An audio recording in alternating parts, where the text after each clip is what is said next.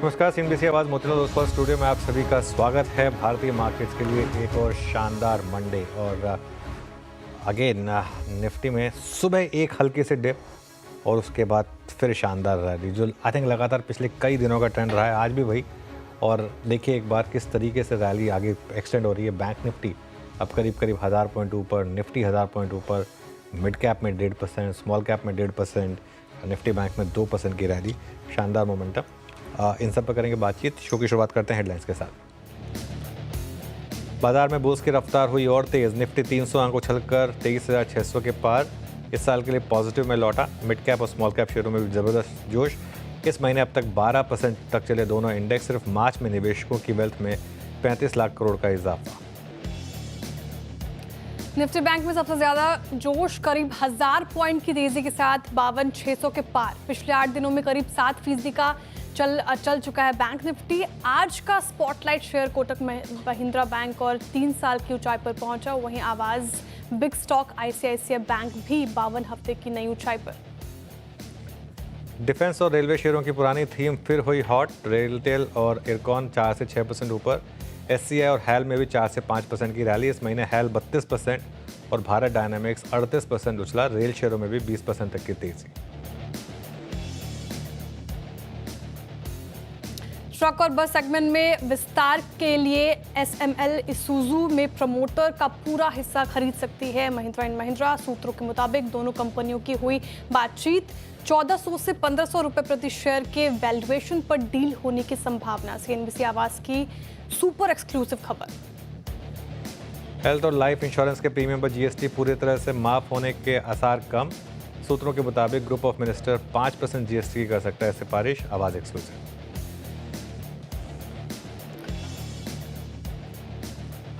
Gas और oil marketing शेयरों में अच्छी तेजी। गैस पाइपलाइन टैरिफ में बदलाव की सिफारिश से गेल और जीएसपीएल 2 से 5% तक भागे। बीपीसीएल, एचपीसीएल और आईओसी में भी अच्छी खरीदारी। और नए चेयरमैन तुहिन कांत पांडे की अध्यक्षता में सेबी बोर्ड की आज पहली बैठक। शाम 5 बजे होगी प्रेस कॉन्फ्रेंस। एफपीआईएस के डिस्क्लोजर नियम हो सकते हैं आसान, साथ ही रिसर्च एनालिस्ट की फीस पर भी राहत संभव।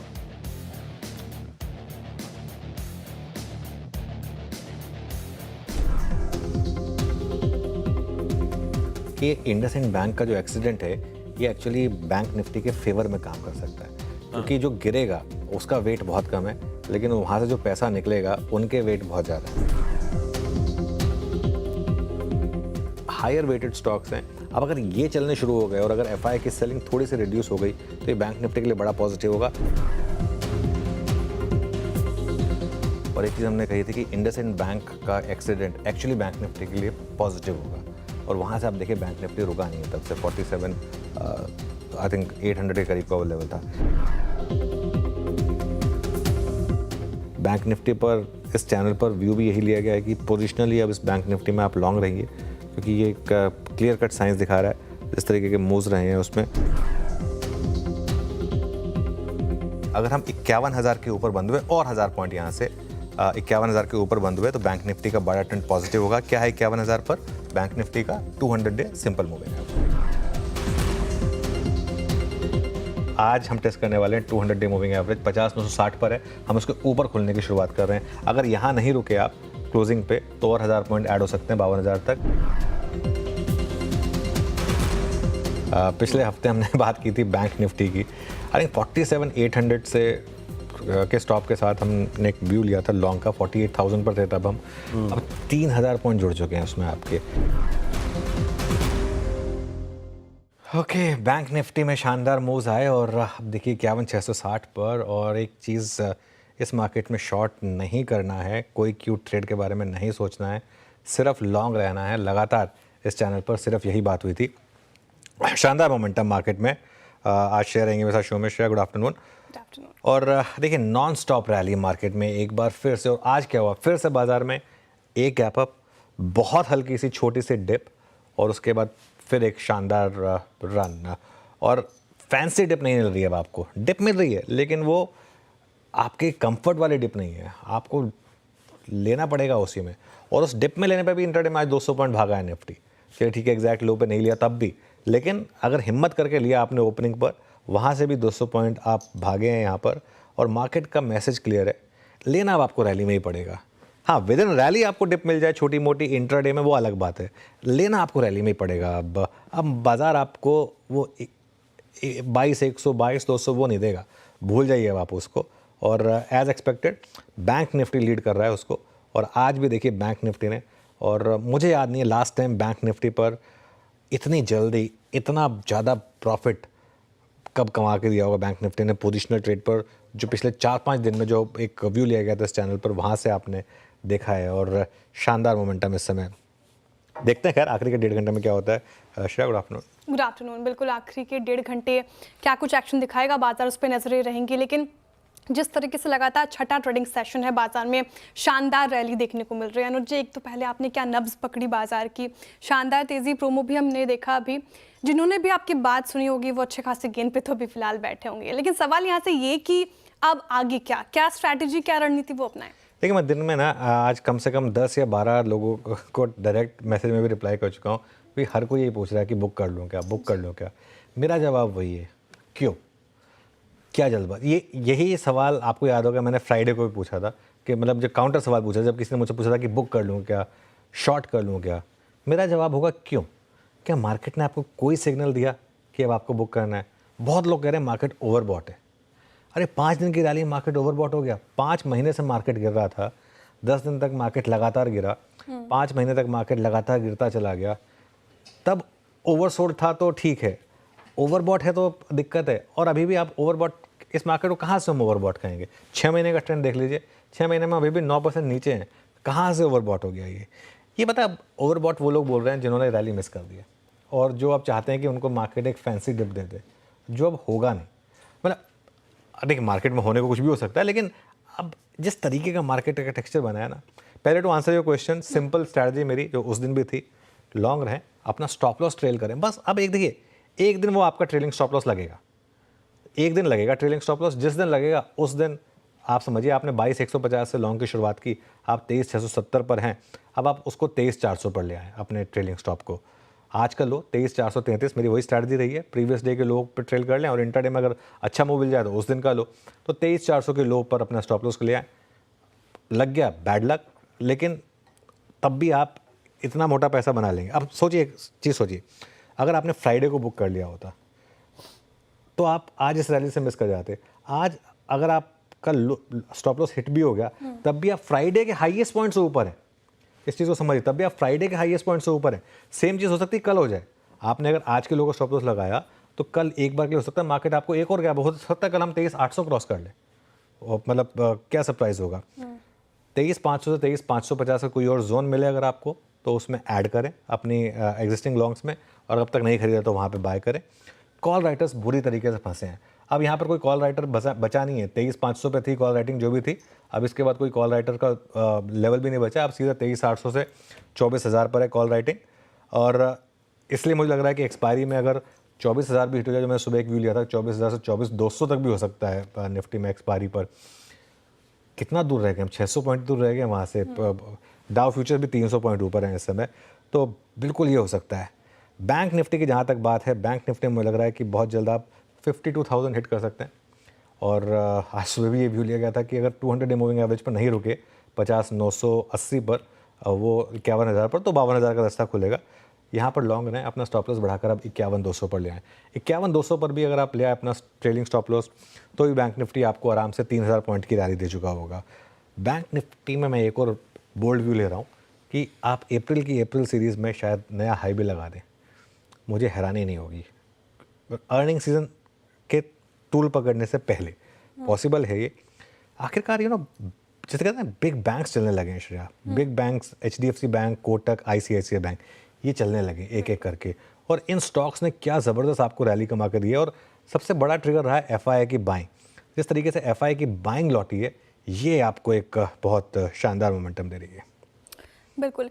लेकिन हालांकि आपने थोड़ा सा जो दूसरा सवाल है मेरा उसका थोड़ा सा आंसर भी किया, लेकिन डिटेल में जानना चाहूँगी मैं। एक ऐसा तबका जो पोजिशनली लॉन्ग है बाजार पर, उनको क्या हिदायत? और काफ़ी ज़्यादा सवाल ये आ रहे हैं कि जिन्होंने ये रैली मिस की उनके लिए क्या? बिल्कुल, बहुत लोगों ने मिस की होगी, और इसमें मैं किसी को ब्लेम नहीं करता, क्योंकि टफ होता है लेना इस तरीके से। मार्केट जब एक बार वन वे चलना शुरू करे तो देखिए, अगर तो आप पोजीशन में हैं तो बने रहें।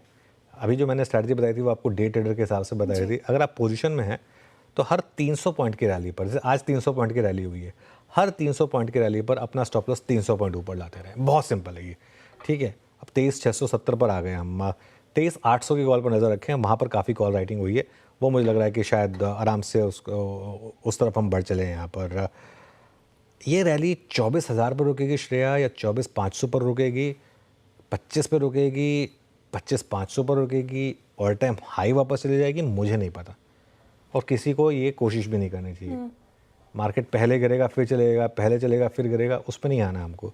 हमको हमारा काम करना है, जो हमने सुबह भी डिस्कस किया था कि आपको अब एक उस कंफर्ट में आ गए हैं आप, जहाँ पे बस आपको स्टॉप लगा के बैठ जाना है और हर रोज़ अपना स्टॉप रिवाइज करना है। ब्रोकिंग के भी पैसे नहीं देने हमें। हमने अगर 4-5 दिन पहले एक लॉन्ग लिया था, हम अभी उसमें बने हुए हैं, ब्रोकर के भी पैसे नहीं देने, वो पैसे भी बचाने है ना। क्यों देने हैं उसके पैसे भी, क्यों दे के वापस लेना है। सीधा 300 पॉइंट आपके और ऐड होंगे ना, और तो कोई खर्चा आपका उसमें लग नहीं रहा है। और ये मुझे लग रहा है मोमेंटम जो है ना, एक्सपायरी तक तो चलना चाहिए। उसके बाद अप्रैल में 1-2 इवेंट्स आएंगे।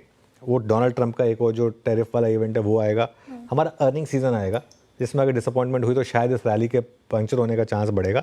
लेकिन तब तक तो मजबूती रहेगी।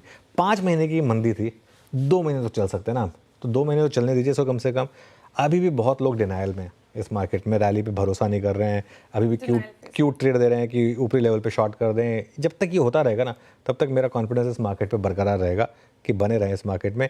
ये रैली यहाँ से भी आपको सरप्राइज कर सकती है। बिल्कुल सरप्राइज तो कर सकती है, देखने वाली बात होगी। लेकिन एक और सेक्टर को लेकर सवाल है मेरा अनुज जी, जैसे डिफेंस स्टॉक्स आप देखें, जिस तरीके से रैली आज के सेशन में ही नहीं, पिछले कुछ दिनों से हम इसमें अच्छी खासी तेजी देखने को देख रहे हैं।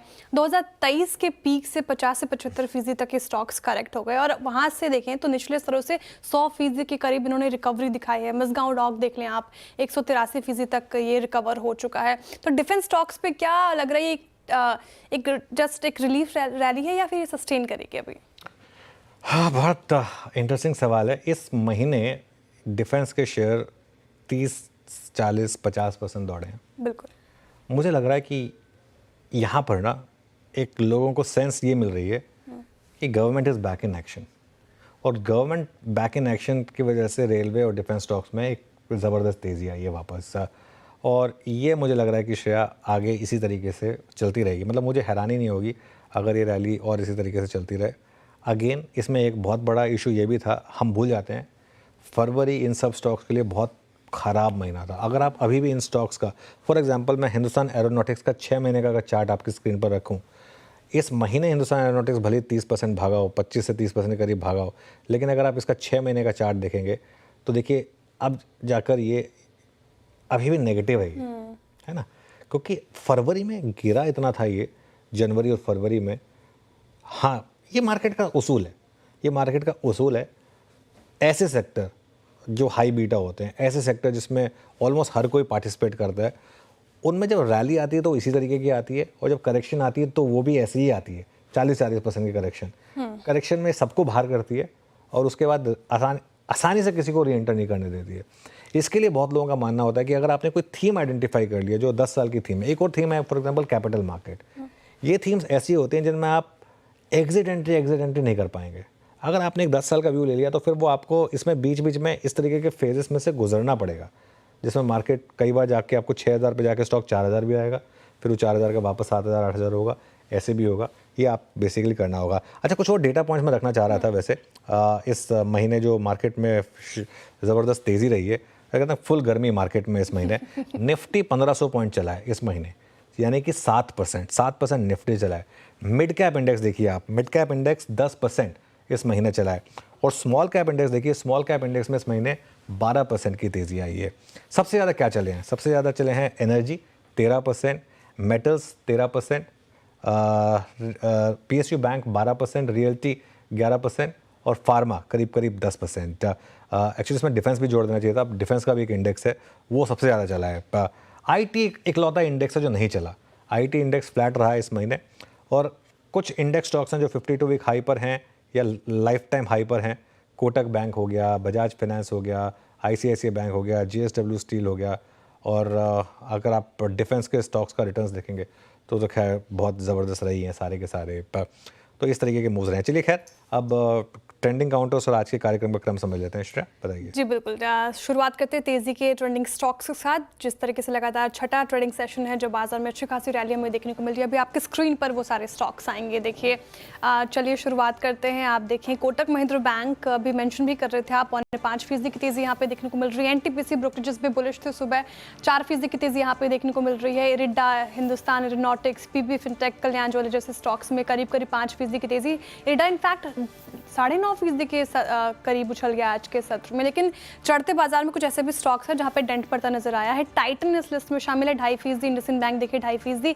ट्रेंट और महिंद्रा टूट गया है 1.5% के करीब, यहाँ पे भी दबाव देखने को मिल रहा है। कुछ ऐसे और स्टॉक्स जहां पे गिरावट हावी होती हुई नजर आई। जिंदल स्टेनलेस स्टील लगभग 5% की गिरावट। एल&टी टेक सर्विसेज 1.5% टूटा। ग्लेनमार्क फार्मा बना गिरावट का शिकार, यहाँ पे 1.5% की गिरावट। और वोडाफोन आइडिया फिर आज 2.5% का डेंट पड़ा है इस पर्टिकुलर काउंटर पे। चलिए अब आगे बढ़ते हैं और कार्यक्रम का क्रम समझते हैं। फंडामेंटल राय देने के लिए हमारे साथ आ जाएंगे SMFIS के शरद अवस्थी जी। टेक्निकल कॉल्स लेंगे हम प्रकाश गावस्कर से, मानस जायसवाल, राजेश सातपुते, राजेश पालविया, अमित सेठ, शिल्पा राउत और सोमिल मेहता। मानस जायसवाल नहीं है। 2:15 पर दीपाली राणा बताएंगे आपको IT सेक्टर के लिए Q4 कैसा रहेगा। 2:20 पर मंगलम बताएंगे आपको टाइटन के शेयरों में आखिर गिरावट क्यों है। 2:30 बजे सुदर्शन से समझेंगे आज गैस शेयरों में तेजी आखिर क्यों है। 2:35 पर दीपाली बताएंगी होटल में कैसे बढ़ सकती है रौनक। 2:40 पर मिताली बताएंगे आपको कि किन शेयरों में लॉक इन खत्म हो रहा है। 2:50 पर मार्केट आउटलुक पर चर्चा के लिए हमारे साथ होंगे क्वेस्ट इन्वेस्टमेंट एडवाइजर्स के CIO अनिरुद्ध सरकार जी। और 3:05 पर यतिन से समझेंगे डीलिंग रूम में किन शेयरों पर है फोकस। 3:10 पर अनुज जी से लेंगे कल के लिए स्ट्रैटेजी। और 3:15 पर लेंगे BTST STBT कॉल्स। साथ ही 3:20 पर मिताली बताएंगी खपत कैसे बनेगा ग्रोथ का इंजन। चलिए अब पैनल तैयार है हमारा और शो की शुरुआत करते हैं। Good afternoon. 23,700 हिट होने वाला है निफ्टी पर, बाय द वे ध्यान रखिएगा, ज़्यादा दूर बचे नहीं है। और उसके बाद अगला जो ऑप्शन राइटर का जोन है वो सीधा 23,800 पर है। गुड आफ्टरनून गाबा सर, बताइए क्या ट्रेड लें इस समय। Good afternoon to you. Stock लेना चाहिए मेरे ख्याल से IT क्षेत्र से, वहां पर तेजी होगी। और स्टॉक का नाम है टेक महिंद्रा, मेनलैंड स्टॉक 1460 पर ट्रेड कर रहा है। स्टॉप होगा 15 रुपया 1445 का। Near term target 1480। उसके बाद कल तक 1500 भी पॉसिबल है। टेक महिंद्रा। इंदिरा गाबा जी की पसंद है फिलहाल। और राजेश सातपुते जी गुड आफ्टरनून, आप क्या पिक कर रहे हैं आज के सत्र के लिए। Good afternoon Shreya, good afternoon everyone. Shreya देखिए, नजर IT स्टॉक्स पे है, वहीं पे मुझे लगता है थोड़ी स्पेस मिल रहा है, तो टाटा इलेक्सी मेरा पिक रहेगा। टाटा इलेक्सी में एक अच्छा ब्रेकआउट मिला, 10-20 DMA का पास क्या है, 20 DMA के ऊपर ये होल्ड कर रहा है अच्छे से। तो टाटा इलेक्सी 5,600 के स्टॉप लॉस के साथ लॉन्ग करे। इसका जो टारगेट होना चाहिए वो रहेगा करीबन 5,750 से लेके 5,800। ओके, शिल्पा जी के पास चलते हैं। शिल्पा जी गुड आफ्टरनून, आप क्या पिक कर रही हैं। Good afternoon everyone. मेरा ध्यान यहाँ पे ग्रैन्यूल्स पे जा रहा है। ग्रैन्यूल्स में यहाँ पे शॉर्ट कवरिंग विजिबल है, तो यहाँ पे 500 के स्टॉप लॉस आप ग्रैन्यूल्स में लॉन्ग बने रह सकते हैं। 520 से लेके 525 इसके नेक्स्ट टारगेट्स होने चाहिए। किसको ऑप्शंस के थ्रू ट्रेड लेना है तो 520 का कॉल ऑप्शन जो रफली 4 रुपए में ट्रेड कर रहा है, आप इसमें भी पार्टिसिपेट कर सकते हैं। स्टॉप लॉस 2.5 रुपए का रखिए and look for targets of 9 से लेके 11। ठीक है, ग्रैन्यूल्स में खरीदारी के राय 526 का टारगेट आप एक्सपेक्ट कर सकते हैं इस पर्टिकुलर काउंटर में। अमित जी गुड आफ्टरनून, आपकी पिक क्या होगी आज के लिए। जी good afternoon Shreya ji, good afternoon Anuj ji and everybody on the panel. मेरी इस समय की पिक रहेगी टाटा मोटर्स। यहाँ पे स्ट्रक्चर काफी पॉजिटिव है और अच्छा खासा मोमेंटम है टाटा मोटर्स में। स्टॉक ने अपना 50 डेमा भी रिगेन कर लिया है और ओवरऑल डिलीवरी वॉल्यूम्स पिछले 3-4 दिनों में काफी स्ट्रॉन्ग है। यहाँ पे 716 का प्राइस है, टारगेट रहेगा 735 का और स्टॉप लॉस रहेगा 706 का। ओके, तो ये इस समय अमित जी की पिक हो गई टाटा मोटर्स। शरद अवस्थी भी हमारे साथ। शरद जी गुड आफ्टरनून, इस तेजी में आप कहाँ दाम लगा रहे हैं। जी गुड आफ्टरनून। मुझे लगता है रिलायंस काफी डिसेंट बैठे हैं इन लेवल्स पे। ऊपर से ठीक ठाक करेक्शन हमने देखी है। रिफाइनिंग बिजनेस में इंप्रूवमेंट ऑलरेडी विजिबल है। आने वाले समय में रिटेल में जो एक्सपेंशन है और फुटफॉल्स का जो एडिशन होगा उसका फायदा दिखना चाहिए। जियो में फ्री कैश फ्लो जनरेशन का एक टाइम चालू हो गया है। फाइबर और fibre to air, fibre to home, वो सेगमेंट काफी बढ़िया एक्सपैंड करना चाहिए। रिटेल और जियो की लिस्टिंग फर्दर ट्रिगर्स हो सकती है। तो हमें लगता है एक बढ़िया लार्ज कैप नेम है जहां लगभग सारे सेगमेंट्स आने वाले समय में बेटर परफॉर्म करने चाहिए।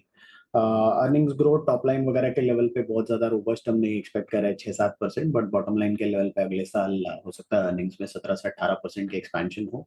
एसओटीपी के हिसाब से 1600 से 1700 के हिसाब 1600 से 1700 के टारगेट आते हैं, जो यहाँ से डिसेंट अपसाइड है, तो हमें लगता है रिलायंस इंडस्ट्रीज। रिलायंस इंडस्ट्रीज शरद जी की पसंद, लेकिन एक डिस्क्लेमर हमारी तरफ से, रिलायंस हमारी पेरेंट कंपनी, कोई भी खरीद फरोख्त आपको करनी है तो अपने पर्सनल एडवाइजर की सलाह के साथ ही ऐसा करें। चलिए एक और टेक्निकल कॉल लेते हैं। सोमिल जी, गुड आफ्टरनून। आप बताइए आपके पिक क्या होगी आज के सत्र के लिए?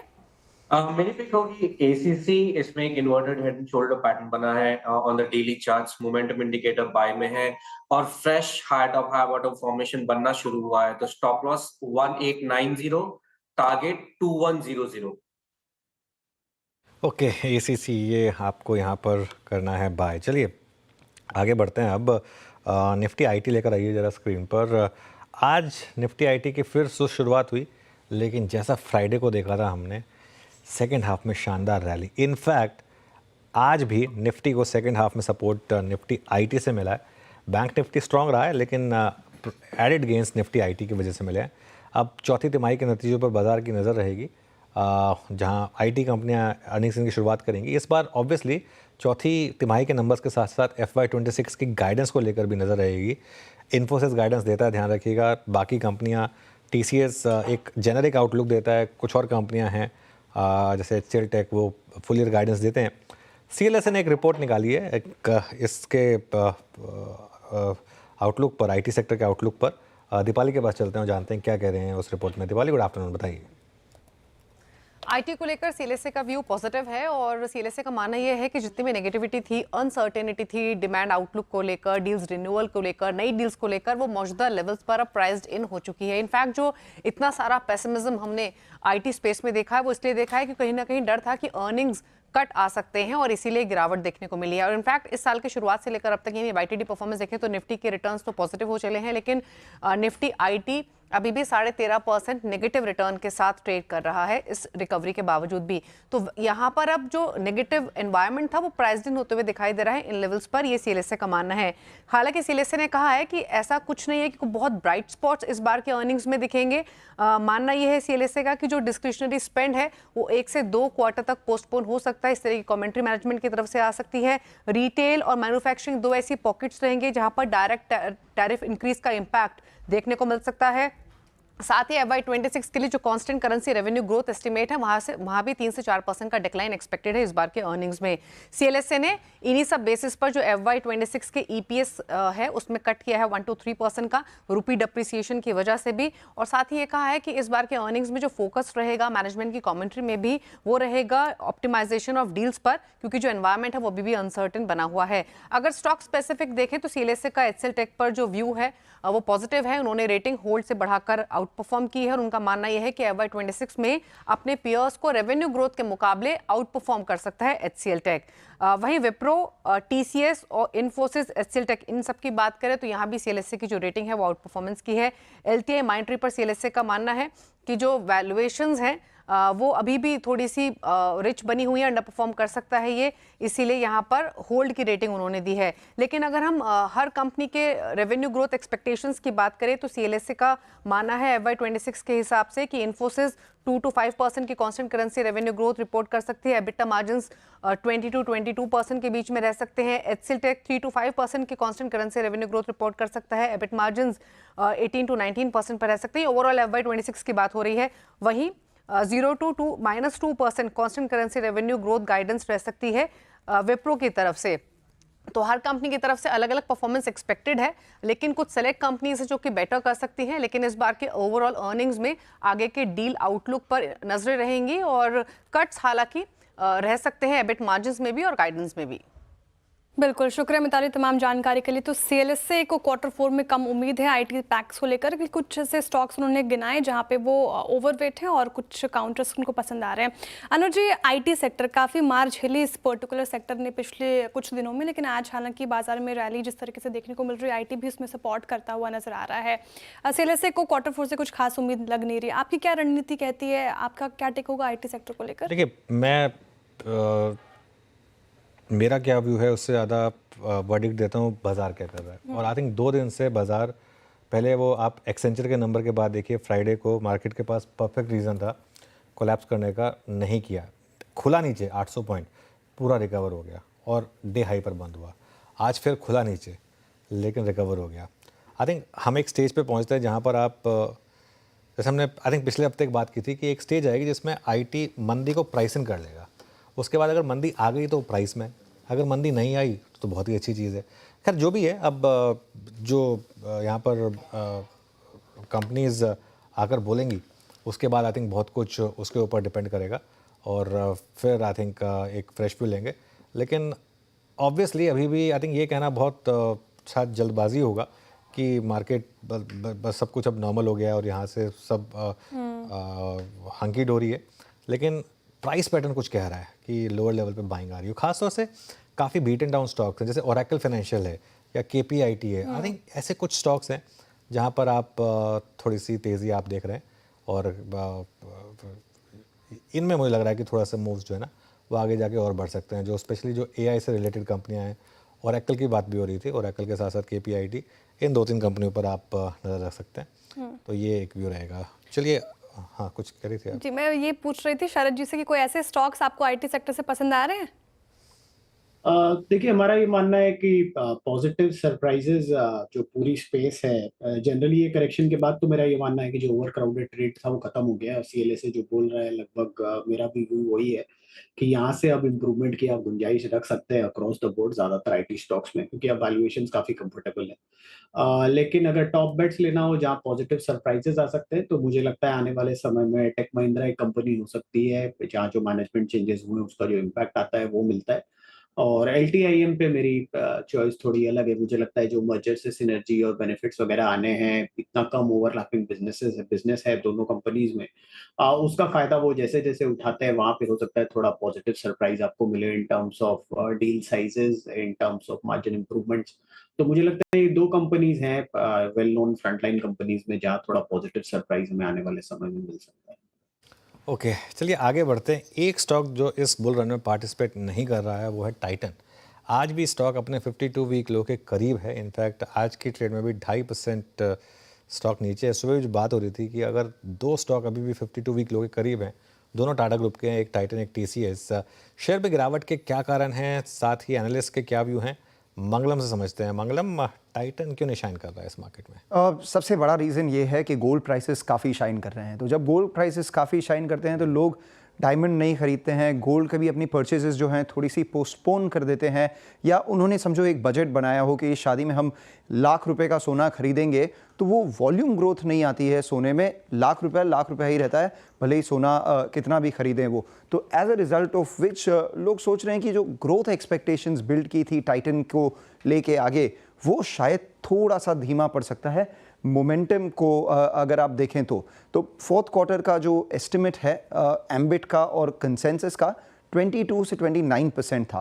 कंपनी ने अपने थर्ड क्वार्टर के बाद भी कहा था कि फोर्थ क्वार्टर की शुरुआत काफ़ी अच्छी हुई थी, बट 2-3 वीक के बाद थोड़ी सी वीकनेस आ गई थी ग्रोथ में, क्योंकि सोने के जो प्राइसेस है काफ़ी बढ़ गए थे। और तब से लेके अब तक भी हमने देखा है कि प्राइसेस में कोई कमी नहीं आई। इनफैक्ट सोना अब नियरली लाख रुपए के आसपास हो गया है। और अगर आप देखें तो टाइटन के लिए 22% का जो ग्रोथ हासिल करना उन्होंने एक्सपेक्ट किया था, वो थोड़ा सा मुश्किल है। 2 से 3% वो अपना ग्रोथ एक्सपेक्टेशन कट करके 15 से 18% कर देंगे। और ना कि ग्रोथ में थोड़ी सी प्रॉब्लम है, मार्जिन्स भी देखें तो कंपेटिटिव प्रेशर के कारण, लैब ग्रोन डायमंड के कारण और डायमंड का जो स्टडीड रेशियो है वो कम होने के कारण मार्जिन्स भी थोड़े अनसर्टन है। तो इन सारी चीज़ों को मद्देनज़र रखते हुए अगर आप टाइटन का वैल्यूएशन देखें तो 50 टाइम्स FY27 पे जो ट्रेड कर रहा है थोड़ा सा महंगा लगता है। तो एम्बिट कह रहा है कि हो सकता है कि कंज्यूमर डिस्क्रिशनरी जो आपको प्ले करना है उसके लिए काफ़ी दूसरे विकल्प भी हैं। आप जाएं तो नाइका खरीद लें या सफ़ायर फूड्स जैसी कंपनीज पे आप बेट कर सकते हैं। वैल्यूएशन को मद्देनज़र रखते हुए और स्लो ग्रोथ के हिसाब से टाइटन एटलीस्ट निकटतम टर्म में बहुत अच्छा नहीं लग रहा है। बट आपने जैसे वो पहले प्लेट में बताया था क्या चमक कम होगी टाइटन की, मैं वो प्लेट वापस लाना चाहूँगा, क्योंकि चमक भले ही घट जाए, एक बात है कि from a long term stand point है खरा सोना टाइटन पोर्टफोलियो के लिए। बिल्कुल शुक्रिया मंगलम तमाम जानकारी के लिए। टाइटन नियर टर्म में पसंद नहीं आ रहा है एम्बिट कैपिटल को। अमित जी, टाइटन का चार्ट देखिए, नियर टर्म में आपको कैसा लग रहा है? स्ट्रेंथ नजर आ रही है या फिर आपके नजरिए से भी ये ना है? अमित जी म्यूट पर हैं आप। जी, अगर स्ट्रक्चर देखें तो इसने बेस फॉर्मेशन बनाने की जरूर कोशिश की थी, बट व्हाट इज सरप्राइजिंग है कि इसने 50 डेमा क्रॉस नहीं किया, और आज के सत्र में स्पेशली जो कैंडल हम देख रहे हैं that is a bearish candle, और इसमें वॉल्यूम्स काफी है, इनफैक्ट 10 डेमा भी ब्रेक हो रहा है। तो मेरे ख्याल से इट मे जस्ट रीटेस्ट जो इसके रीसेंट लोज थे लगभग 3000 के आसपास, तो ज्यादा बेरिश नहीं हूँ, बट अगर किसी की पोजीशन है तो निकल जाना चाहिए। I think it can test 3000 once again. ठीक है, किसी की पोजीशन है तो निकल जाना चाहिए। फिलहाल ये रणनीति आप टाइटन पे अपना, लेकिन ज़्यादा बेरिश है नहीं फिलहाल चार्ट। शरद जी, आपका क्या व्यू रहेगा टाइटन को लेकर? नियर टर्म आउटलुक ठीक नहीं लग रहा, ऐसा एम्बिट कैपिटल कह रहे हैं। आपको कैसा लग रहा है नियर टर्म या लॉन्ग टर्म के लिहाज से जिनके पास है वो फिलहाल बने रह सकते हैं? लॉन्ग टर्म के हिसाब से भी मुझे लगता है जो नाइजल ने बोला वैल्यूएशन वाला जो डिस्कम्फर्ट है वो तो है मेरे लिए भी। मैं तो पिछले 1.5-2 साल से लगातार बोल रहा हूँ कि मुझे वो काफी महंगा लगता है। अभी भी अगर अगले साल की ग्रोथ भी हम पकड़े 36-37%, तो भी वैल्यूएशन थोड़ी सी स्ट्रेच्ड है। बट अब लगभग अगले साल आप 55 रुपए के आसपास रिपोर्ट करेंगे तो भी आप 50-60 टाइम के ऊपर ट्रेड कर रहे हैं, तो मुझे लगता है अभी भी थोड़ा सा स्ट्रेच्ड है। अगर आप लॉन्ग टर्म इन्वेस्टमेंट के हिसाब से रखना चाहते हैं, कैरेटलन वगैरह मेरे हिसाब से आने वाले समय में काफी पॉजिटिवली सरप्राइज कर सकते हैं in terms of numbers. Main line jewellery कितना पॉजिटिवली सरप्राइज करेंगे मुझे डाउट है, बट जिस तरीके से वर्किंग वुमेन क्लास हमारे देश में इंप्रूव हो रहा है, मुझे लगता है कैरेटलन जैसी स्टोरीज में काफी इंप्रूवमेंट आने वाले समय में देखने चाहिए, तो वो एक पॉजिटिव सरप्राइज रह सकता है। बाकी का भी जो वॉचेस वगैरह का बिजनेस है और आईवीआर वगैरह का बिजनेस है, वहाँ उतनी ट्रैक्शन हमने नहीं देखी है, तो वहाँ थोड़ी ट्रैक्शन आती है तो वो भी कर सकती है। बट ट्रेडिशनल गोल्ड से मुझे बहुत ज्यादा उम्मीदें हैं नहीं, बट मेजर स्टे जो इनके टोटल बिजनेस में वही है, तो मुझे लगता है बहुत ज्यादा अपसाइड तो मैं भी नहीं देख पा रहा हूँ हाल फिलहाल में। बट आप अगर लॉन्ग टर्म इन्वेस्टर हैं तो यहाँ से अगले 8-10% तक की करेक्शन में ग्रेजुअली एक्यूमुलेट करके आपको थोड़ा अपना वेटिंग होराइजन बढ़ाना होगा। मे बी 3 साल एंड बियॉन्ड वहाँ आपको डिसेंट पैसा बने यहाँ से। बिल्कुल ठीक है, टाइटन लॉन्ग टर्म के लिहाज से अच्छा लग रहा है। मीनवाइल निफ्टी देखिए, जब तक हम बात कर रहे थे 23,700 के पार निकल गया डे हाई, 354 अंकों की बढ़ोतरी। अनुज जी, तो रैली रुकने का नाम नहीं ले रही। क्यों लेके रुकने का नाम? क्या होता है ना, आप देखिए, आप इमेजिन करिए, ये ना आप एक कोस्ट लाइन पर हैं और आप ड्राइव कर रहे हैं, और सपोज करिए कि शाम के 4 बजे आप उस कोस्ट लाइन में ड्राइव कर रहे हैं, और वो आपको वो पूरी की पूरी कोस्ट लाइन है आपको अच्छी लग रही है, वो अगले 2-3 घंटे तक आपको अच्छी लगेगी। क्यों खराब होगी वो? अगर क्लियर स्काई, ब्लू स्काई है अगर, तो इस समय मार्केट उस तरीके की स्थिति से जा रहा है। इस मार्केट में आपका सबसे बड़ा टेस्ट पता है क्या है श्रेया? इस मार्केट में आपका सबसे बड़ा टेस्ट है अपने प्रॉफिट पे बैठे रहना। मैं अभी भी बोल रहा हूँ, बहुत कम लोग ये कर पाते हैं, और जो लोग कर पाते हैं वही फिर इस तरीके से आगे बड़ा प्रॉफिट बनाते हैं। जैसे बीच में आज फॉर एग्जांपल, आज एक बार के लिए निफ्टी सुबह खुलने के बाद 23,530 पर खुलने के बाद 23,430 पर आ गया, ठीक है।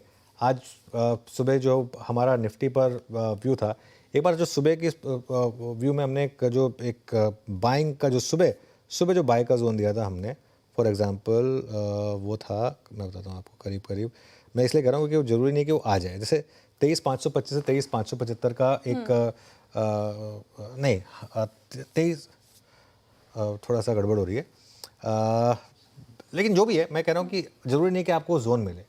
द आइडिया इज़ कि हाँ, ये जोन नहीं मिला आज, ठीक है, लेकिन वो जो डिप मिली उसमें आप बाय कर सकते थे। अब इसको हटा दीजिए क्योंकि जोन मिला नहीं हमको, हटा दीजिए, लेकिन मार्केट ने एटलीस्ट आपको डिप दी।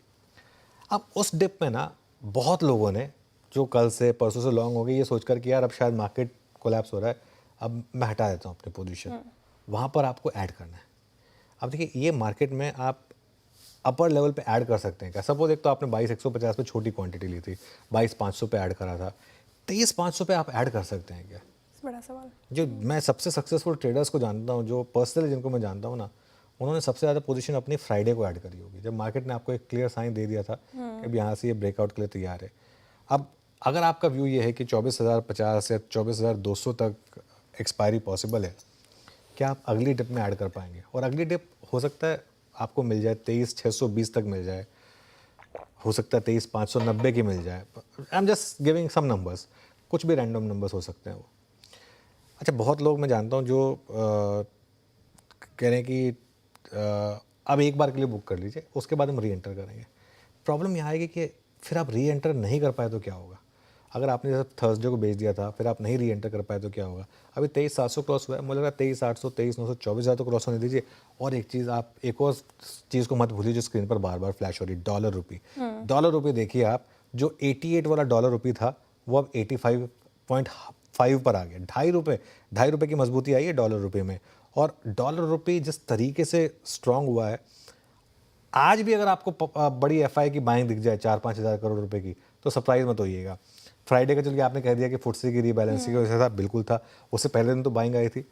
आज भी अगर बाइंग आ गई तो, बड़ी एफआई की बाइंग आ गई तो, मार्केट का स्ट्रक्चर देख के लग रहा है आज भी बड़ी एफआई बाइंग और बड़ी डीआई सेलिंग ये आपको देखने को मिली होगी। और आज ये जो हमारा 32% की लॉन्ग पोजीशन थी, आज मुझे लग रहा है कि हो सकता है हम 40% क्रॉस कर लें लॉन्ग पोजीशन पे, और इसमें अगेन मैसिव शॉर्ट कवरिंग हो, थोड़ा सा लॉन्ग एडिशन हो, ये पॉसिबल है।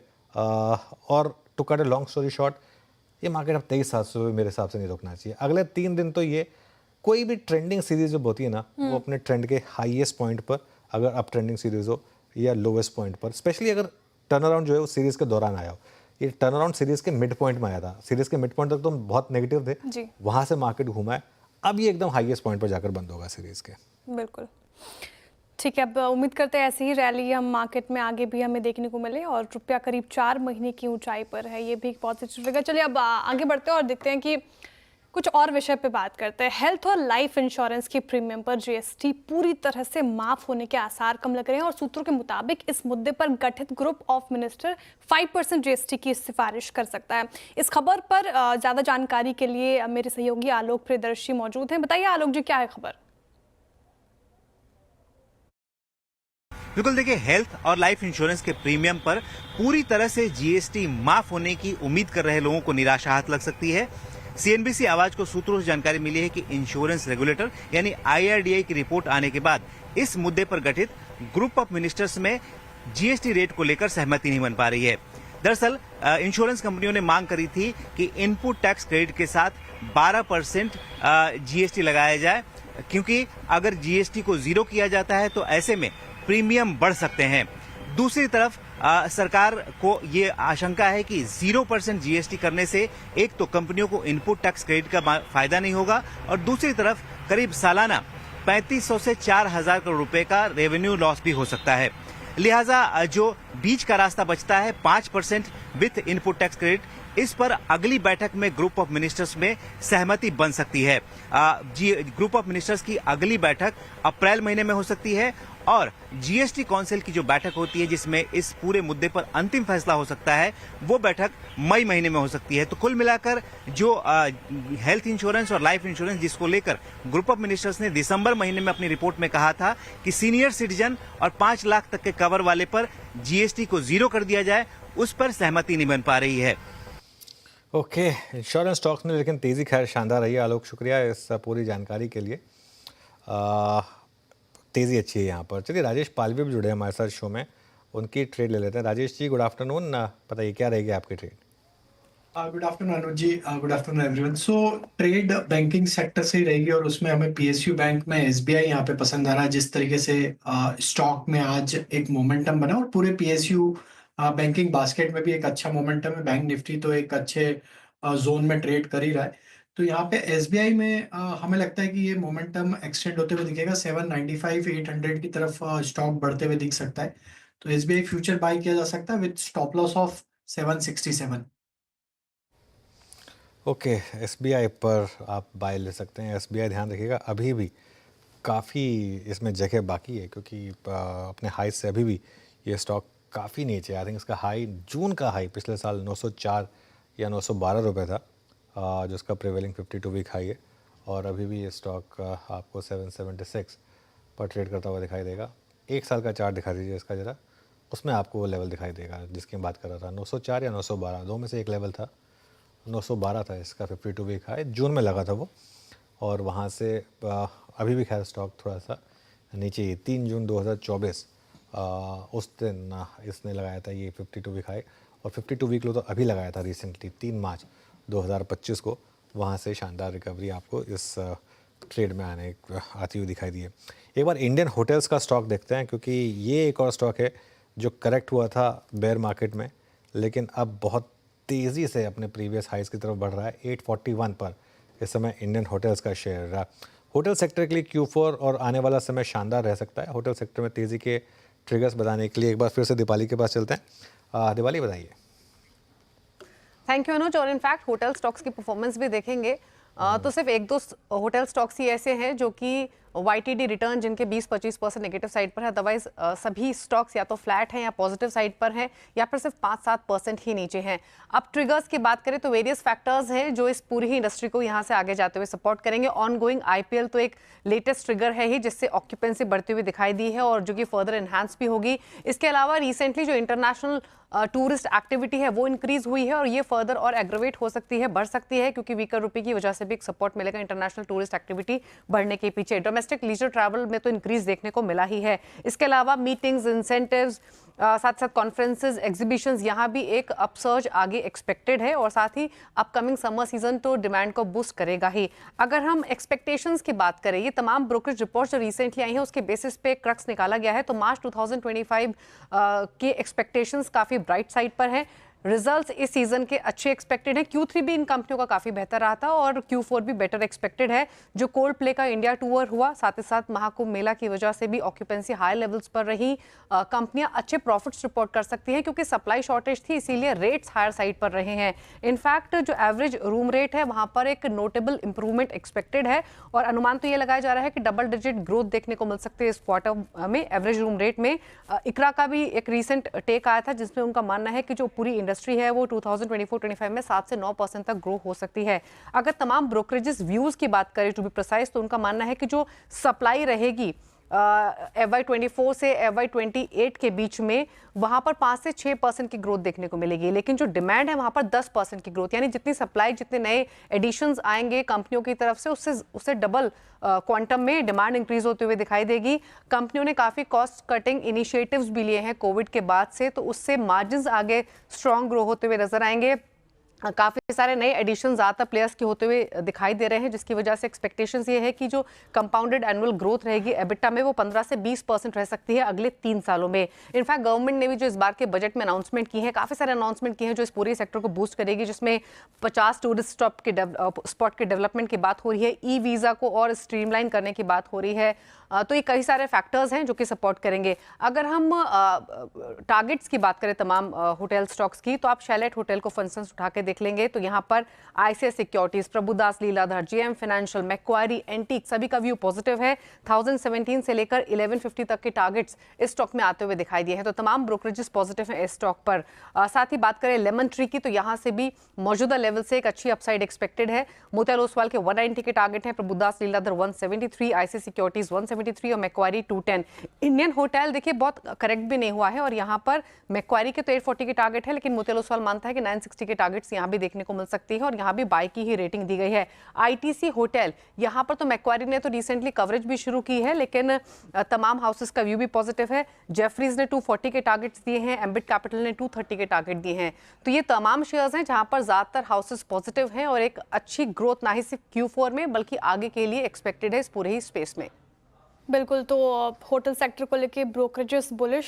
शुक्रिया दीपाली तमाम जानकारी के लिए। जिस तरीके से होटल सेक्टर पे हम देख रहे हैं, स्पेशली कोविड के बाद से सिर्फ लग्जरी पीपल ही नहीं, रिच पीपल ही नहीं, बल्कि मिडिल क्लास की ओर से भी ट्रैवल एंड टूरिज्म को लेकर एक उम्मीद जागी है और वो भी काफ़ी ज़्यादा ट्रैवल अप कर रहे हैं। शरद जी, इस पूरे स्पेस पर आपकी क्या राय है? कौन से स्टॉक्स पर आप बुलिश हैं? जी, राय तो मेरी भी पूरी स्पेस पे यही है कि ट्रैवल टूरिज्म डोमेस्टिक हो चाहे इंटरनेशनल हो, लगातार बढ़ता रहेगा। स्पिरिचुअल टूरिज्म उसमें और ऐड कर लीजिए। मुझे लगता है आने वाले समय में भी ये ग्रोथ काफी रैपिड रहेगी इंडिया में, क्योंकि जिस तरीके की urbanisation per capita income increase की हम बात कर रहे हैं, एडिशनल एक्सपोजर, एडिशनल जो खर्च है वो यहीं पे होना चाहिए। तो मुझे लगता है आने वाला समय भी काफी पॉजिटिव रहेगा।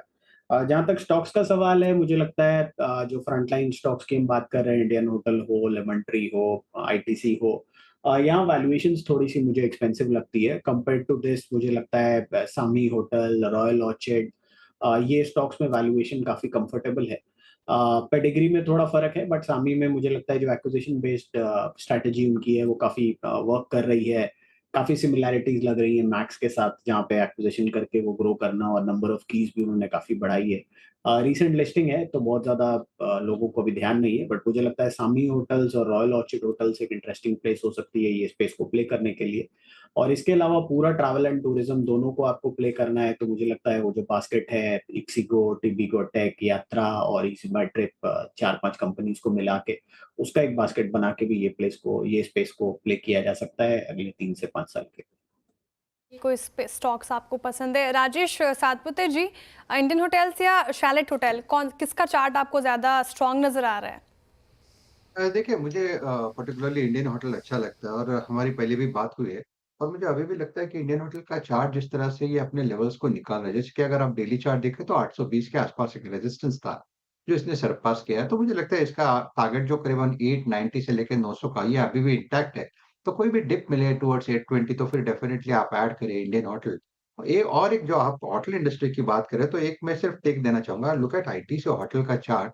मुझे ये चार्ट बेहतरीन लगता है। इसने अपने पूरे ट्रेडिंग रेंज को एक ब्रेकआउट दिया है, तो इसका जो बेस बनेगा ना, वो रहेगा 185 का। तो 185 का डिप रहेगा, जो भी मिलेगा इसमें ऐड करें आईटीसी होटल। स्टॉप लॉस 180 का रखें। मेरे हिसाब से इसका स्विंग ट्रेडिंग का जो नया टारगेट होगा, वो 210 से लेके 220 का होना चाहिए। तो looks good, ITC hotels also look good. Okay, ITC hotels भी अच्छा लग रहा है। चलिए आगे बढ़ते हैं, गैस शेयरों की बात करते हैं जहां पर आज अच्छी तेज़ी देखने को मिल रही है। क्या है ट्रिगर्स और क्या है ब्रोकरेज ओपिनियन, इस पर बात करेंगे सुदर्शन के साथ। सुदर्शन, गुड आफ्टरनून, बताइए क्या रहे मेन कारण? Good afternoon. सो पीएनजीआरबी जो जानते हैं कि गैस रेगुलेटर है, आज उन्होंने कुछ एक चेंजेस बोला है नेचुरल गैस रेगुलेशन 2008 में, और वो चेंजेस अप्रैल 11 तक कमेंट मांगा है सारे की प्लेयर से। अगर जो वो आ जाते हैं उसके बाद फाइनल गाइडलाइंस गैस रेगुलेटर की तरफ से आएगा। तो मैंने कुछ एक मेजर चेंजेस उसमें से नोट डाउन किया है। पहला है कि प्राइस ऑफ गैस जो फ्यूल रिक्वायरमेंट होती है, तो गेल का मानना था कि उसका जो टैरिफ का कंप्यूटेशन बेसिकली कैलकुलेशन होना चाहिए वो कॉन्ट्रैक्टेड प्राइसेस पे होना चाहिए। वो मान लिया गया है पीएनजीआरबी के द्वारा, और वो जो उन्होंने चेंजेस अनाउंस किया है उसमें इन्होंने मेंशन किया है वो गेल के लिए पॉजिटिव होगा। दूसरा ओल्डर गैस पाइपलाइंस के लिए है। एक बार जब पाइपलाइन 10 साल से पुराना हो जाता है तो उसमें बोला गया था कि अगर जो पहले के रेगुलेशन में अगर जो वॉल्यूम्स आपका 80 to 85% के ऊपर रहेगा तभी आप इंक्रीमेंटल रेवेन्यू का 50% आपको मिल सकता है। अब जो चेंजेस आया है उसमें बोला गया पीएनजीआरबी के द्वारा कि अब वो वॉल्यूम का जो लिमिट है 80 to 88% से घटाकर 75% कर दिया जाएगा, जो कि जीएसपीएल के लिए मेनली पॉजिटिव होगा और टू एन एक्सटेंट गेल के लिए पॉजिटिव भी होगा। अब आते हैं सिटी गैस कंपनीज के लिए इसमें क्या है। तो अभी क्या है, city gas company 3 tariff zones हैं, टैरिफ 1, टैरिफ 2 और टैरिफ 3।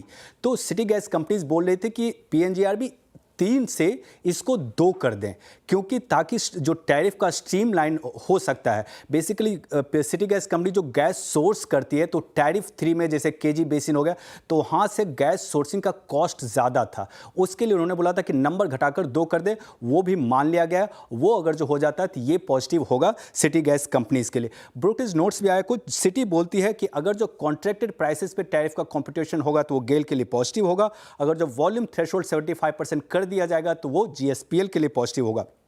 सीएलएसए बोलती है कि अगर जो चेंजेस इंप्लीमेंट कर दिया जाता है पीएनजीआरबी के द्वारा तो वो उसके कारण जो है ऑपरेशनल एक्सपेंडिचर एमजीएल और आईजीएल के लिए घटेगा और ये दोनों के लिए फायदेमंद होगा। और जीएसपीएल और गेल का टैरिफ बढ़ सकता है अगर जो चेंजेस जो पीएनजीआरबी ने लाया है वो इंप्लीमेंट हो जाती है।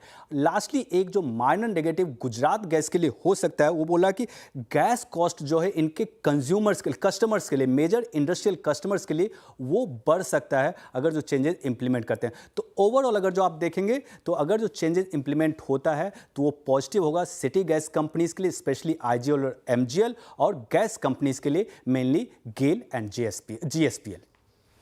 ठीक है, शुक्रिया सुदर्शन तमाम जानकारी के लिए। और जिस तरीके से तेज़ी हमें देखने को मिल रही है आईजीएल एमजीएल में, काफ़ी ज़्यादा पॉजिटिव ये खबर आती हुई और अच्छे खासे टारगेट के साथ ये सारे स्टॉक्स अभी फ़िलहाल ट्रेड करते हुए नज़र आ रहे हैं। पिछले दिनों भी हमने ऑयल एंड गैस कंपनियों के ऊपर बातचीत की थी, वहाँ पर भी ब्रोकरेजेस बुलिश ही नज़र आ रहे थे। हाँ गाबा सर, आप बताइए, जिस तरीके से गेल आज अच्छी तेजी दिखा रहा है, ये क्या आपके रडार पर है? क्या रणनीति आप इस पर्टिकुलर काउंटर में अपनाएंगे? देखिए, बेसिकली देखा जाए तो एक अपमूव मिला है गेल में, लेकिन आज का जो हाई है करीब 187 के आसपास, 188 के आसपास, ये स्ट्रॉन्ग रेजिस्टेंस है, 200 मूविंग एवरेज है। अगर डिप मिलता है, बाय मोड पर है, लेकिन अगर डिप मिलता है तो खरीदे लायक है, वरना मैं थिंक बेस्ट अवॉइडेड और इग्नोर गेल। गेल पे फिलहाल ये रणनीति आती हुई। इनफैक्ट कुछ और पीएसयू स्टॉक्स की बात करते हैं। एक बार रखिए एनटीपीसी आपके स्क्रीन पर, और जिस तरीके से तेजी इस पर्टिकुलर काउंटर में आज हमें देखने को मिल रही है, डे हाई के आसपास कर रहा है कारोबार। मैक्वेरी की रिपोर्ट आई थी और क्योंकि समय उतना होता नहीं सुबह, तो मैं रिपोर्ट पेश नहीं कर पाई थी, लेकिन 35% का अपसाइड पोटेंशियल मैक्वेरी को एनटीपीसी पे नजर आ रहा है। और जिस तरीके से इंडिया पार सेक्टर बूम कर रहा है, एनटीपीसी को सबसे ज़्यादा फायदा होता नजर आएगा फिलहाल मैक्वेरी का ये मानना है। पावर सेक्टर्स में तो तेजी है ही। बताइए शिल्पा जी, एनटीपीसी को कैसे देख रही हैं आप, और जिस तरीके से तेजी इस पर्टिकुलर काउंटर में इनफैक्ट पूरे स्पेस में देखने को मिल रही है, आपकी क्या राय होगी? बिल्कुल, एनटीपीसी के लिए पर्टिकुलर ध्यान रहेगा। यहाँ पे 380 इसके नेक्स्ट टारगेट्स होने चाहिए। 380 पे एक रेजिस्टेंस है, अगर इसके ऊपर सस्टेन करता है तो 420 तक के भी अपसाइड खुल जाएंगे। तो किसी के पास है तो आप यहाँ पे अभी के लिए स्टॉप लॉस 355 का मेंटेन कीजिए। 380 के अराउंड एक बार we can recheck again. Okay, चलिए अब आगे बढ़ते हैं। सब चार का चौका की शुरुआत करेंगे। सबसे पहले सस्ता ऑप्शन लेंगे शिल्पा जी से, उसके बाद राजेश सातपुते जी के पास चलेंगे एफएनओ सुपरस्टार के लिए, चार्ट का चमत्कार के लिए अमित सेठ, और मिड कैप फंडा के लिए शरद अवस्थी जी। चलिए शिल्पा जी, आप शुरुआत करिए सस्ता ऑप्शन के साथ।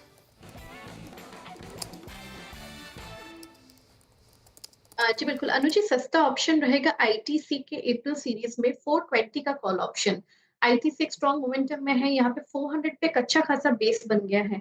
यहाँ से मुझे लगता है आईटीसी 430 से लेके 445 तक का एक मूव आपको अप्रैल सीरीज में दिखाना चाहिए। तो आईटीसी का 420 का कॉल ऑप्शन जो रफली ₹7.30 के अराउंड ट्रेड कर रहा है, आप इसमें पार्टिसिपेट कीजिए। स्टॉप लॉस आप यहाँ पे ₹3 का रखिए and look for targets of 15 से लेके 17 तक। ओके, आईटीसी का 420 का कॉल ऑप्शन, ये है शिल्पा जी की ट्रेड। राजेश जी, आपकी हाँ ट्रेड। जी। अनुज जी देखिए, अपोलो टायर्स में का चार्ट देखें, यहाँ पे अगर आप देखें तो आर्ली चार्ट पे कंसोलिडेशन था, और ये कंसोलिडेशन पिछले 4 दिनों से चल रहा था, और इस 4 दिनों को आज इसने ब्रेकआउट दिया। चार्ट देख के लगता है daily chart and early chart यहाँ पे स्विंग मिलेगा करीबन 450 तक।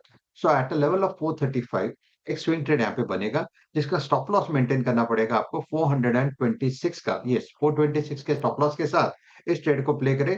450 455 ये पहला जोन होगा, वो सरपास नए टारगेट अनफोल्ड होंगे। तो लुक्स गुड अपोलो टायर।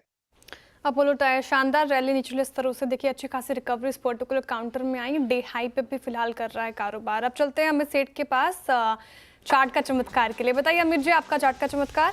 जी श्रेया जी, मैं टीवीएस मोटर्स के साथ जाना चाहूंगा। स्टॉक में एक राउंडिंग बेस बनाया अपने सपोर्ट पे, और इस स्टॉक सारे की मूविंग एवरेजेस के ऊपर ट्रेड कर रहा है। कल के सत्र में हमने एक स्ट्रॉन्ग प्राइस एक्शन देखा था, वॉल्यूम्स और डिलीवरी काफी हाई थी, थोड़ा सा डे साइकिल गिव अप कर दिया था, लेकिन आज के सत्र में हम देख रहे हैं कि कल के हाई को भी इसने टेक आउट कर लिया है। तो overall it is a strong structure ready for an upmove. इसे बाय करें। स्टॉप लॉस रहेगा 2420 का, और टारगेट्स रहेंगे 2520 रुपए के। टीवीएस मोटर चार्ट का चमत्कार के लिए अमित जी के पिक। मिड कैप फंडा के लिए चलते हैं शरद अवस्थी के पास। बताइए शरद जी, आपका मिड कैप फंडा। जी हमारा मिड कैप फंडा है आरबीएल बैंक, लगभग 10,500 करोड़ के आसपास का मार्केट कैप है। कैपिटल एडिक्वेसी 16-17% के आसपास है। अभी लगभग कंपनी बैंक 18,000 पिन कोड्स को सर्विस करता है। 1.5 करोड़ करीब कस्टमर्स हैं, जिसको ये बढ़ा के लगभग 2.5 करोड़ के आसपास तक ले जाने की योजना बता रहे हैं। लॉन्ग टर्म में एक डाइवर्सिफाइड बुक है अक्रॉस कस्टमर्स, अक्रॉस इंडस्ट्रीज, लगभग 40-50% रिटेल और होलसेल का ब्रेकअप है। और हमें लगता है कि अभी एनपीए लगभग 0.53% के आसपास है। बैंक 20% की डिपॉजिट और एडवांसेस ग्रोथ टारगेट कर रहा है, और कस्टमर काउंट को भी लगभग 2.5 करोड़ तक ले जाने की बात कर रहे हैं। तो हमें लगता है इसकी वजह से आने वाले समय में ग्रोथ रेट्स काफी रैपिड रहेंगे। रिसेंटली जॉइंट लायबिलिटी ग्रुप्स, या जिसको हम लोग माइक्रो फाइनेंस बोलते हैं, उसकी थोड़ी अंडर परफॉर्मेंस की वजह से थोड़ा क्रेडिट कॉस्ट बढ़ा है। बट आने वाले समय में बैंक की योजना है कि वो उसको नॉर्मलाइज कर देंगे और ज़्यादातर जो जेएलजी ग्रुप की एनपीएस हैं उनके अगेंस्ट में प्रोविजनिंग की हुई है। तो अगले साल हम ये उम्मीद कर रहे हैं कि बुक वैल्यू लगभग 270-275 के आसपास होगी और जैसे-जैसे ये जेएलजी बुक में जो स्ट्रेस है वो रिज़ॉल्व होना चालू होता है, तो 1 से 1.2 का प्राइस टू बुक मिलना बहुत मुश्किल नहीं होना चाहिए। तो 280-290 रुपए के लक्ष्य के हिसाब से आरबीएल बैंक। 280 से 290 के टारगेट के लिए आरबीएल बैंक पसंद आ रहा है शरद जी को। ठीक है, चार का चौका की शुरुआत की हमने शिल्पा राव जी के साथ सस्ता ऑप्शन, और इन्होंने आईटीसी सुझाया। बाई साइड की ट्रेड टारगेट आप 15 से 17 तक एक्सपेक्ट कर सकते हैं। 3 रुपये का लगाना है आपको। स्टॉप लॉस कॉल ऑप्शन थी इनकी। वहीं राजेश जी की पिक अपोलो टायर्स थी, टारगेट 450, वहीं स्टॉप लॉस आपको 426 का मेंटेन करके चलना है।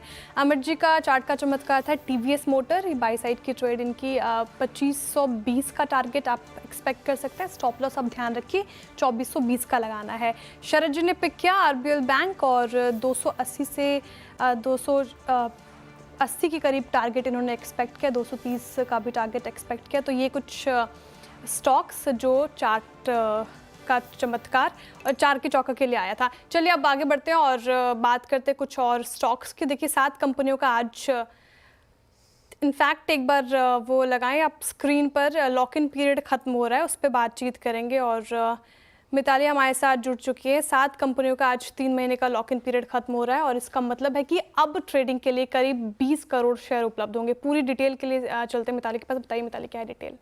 जी, जैसा कि आपने कहा कि 7 कंपनीज का लॉक इन पीरियड आज एक्सपायर होने वाला है और 3000 करोड़ की वैल्यू के शेयर्स जो है वो ट्रेड के लिए एलिजिबल होते हुए नजर आएंगे। जो टॉप 7 कंपनियां हैं इसमें ममता मशीनरी शामिल है। ये अपने आईपीओ प्राइस के 65% ऊपर ट्रेड कर रहा है। यहाँ पे 4% की आउटस्टैंडिंग इक्विटी जो है ये ट्रेड के लिए एलिजिबल होती नजर आएगी। साथ ही शामी होटल्स भी इसमें शामिल है। 3.44 करोड़ की इक्विटी के जो शेयर्स है वो यहाँ पे ट्रेड के लिए एलिजिबल होंगे। आईपीओ प्राइस की बात करें तो यहाँ से 21% की अपसाइड मोमेंटम इस स्टॉक में हमें अभी देखने को मिल रही है। सनातन टेक्सटाइल्स भी इस लिस्ट में शामिल है जहां 3% की आउटस्टैंडिंग इक्विटी अब एलिजिबल होगी ट्रेड के लिए। आईपीओ प्राइस से ये भी ऊपर ट्रेड करता हुआ नजर आ रहा है। डैम कैपिटल की बात करें तो यहाँ पे स्टॉक में थोड़ी गिरावट देखने को मिली अपने ऑल टाइम हाई से।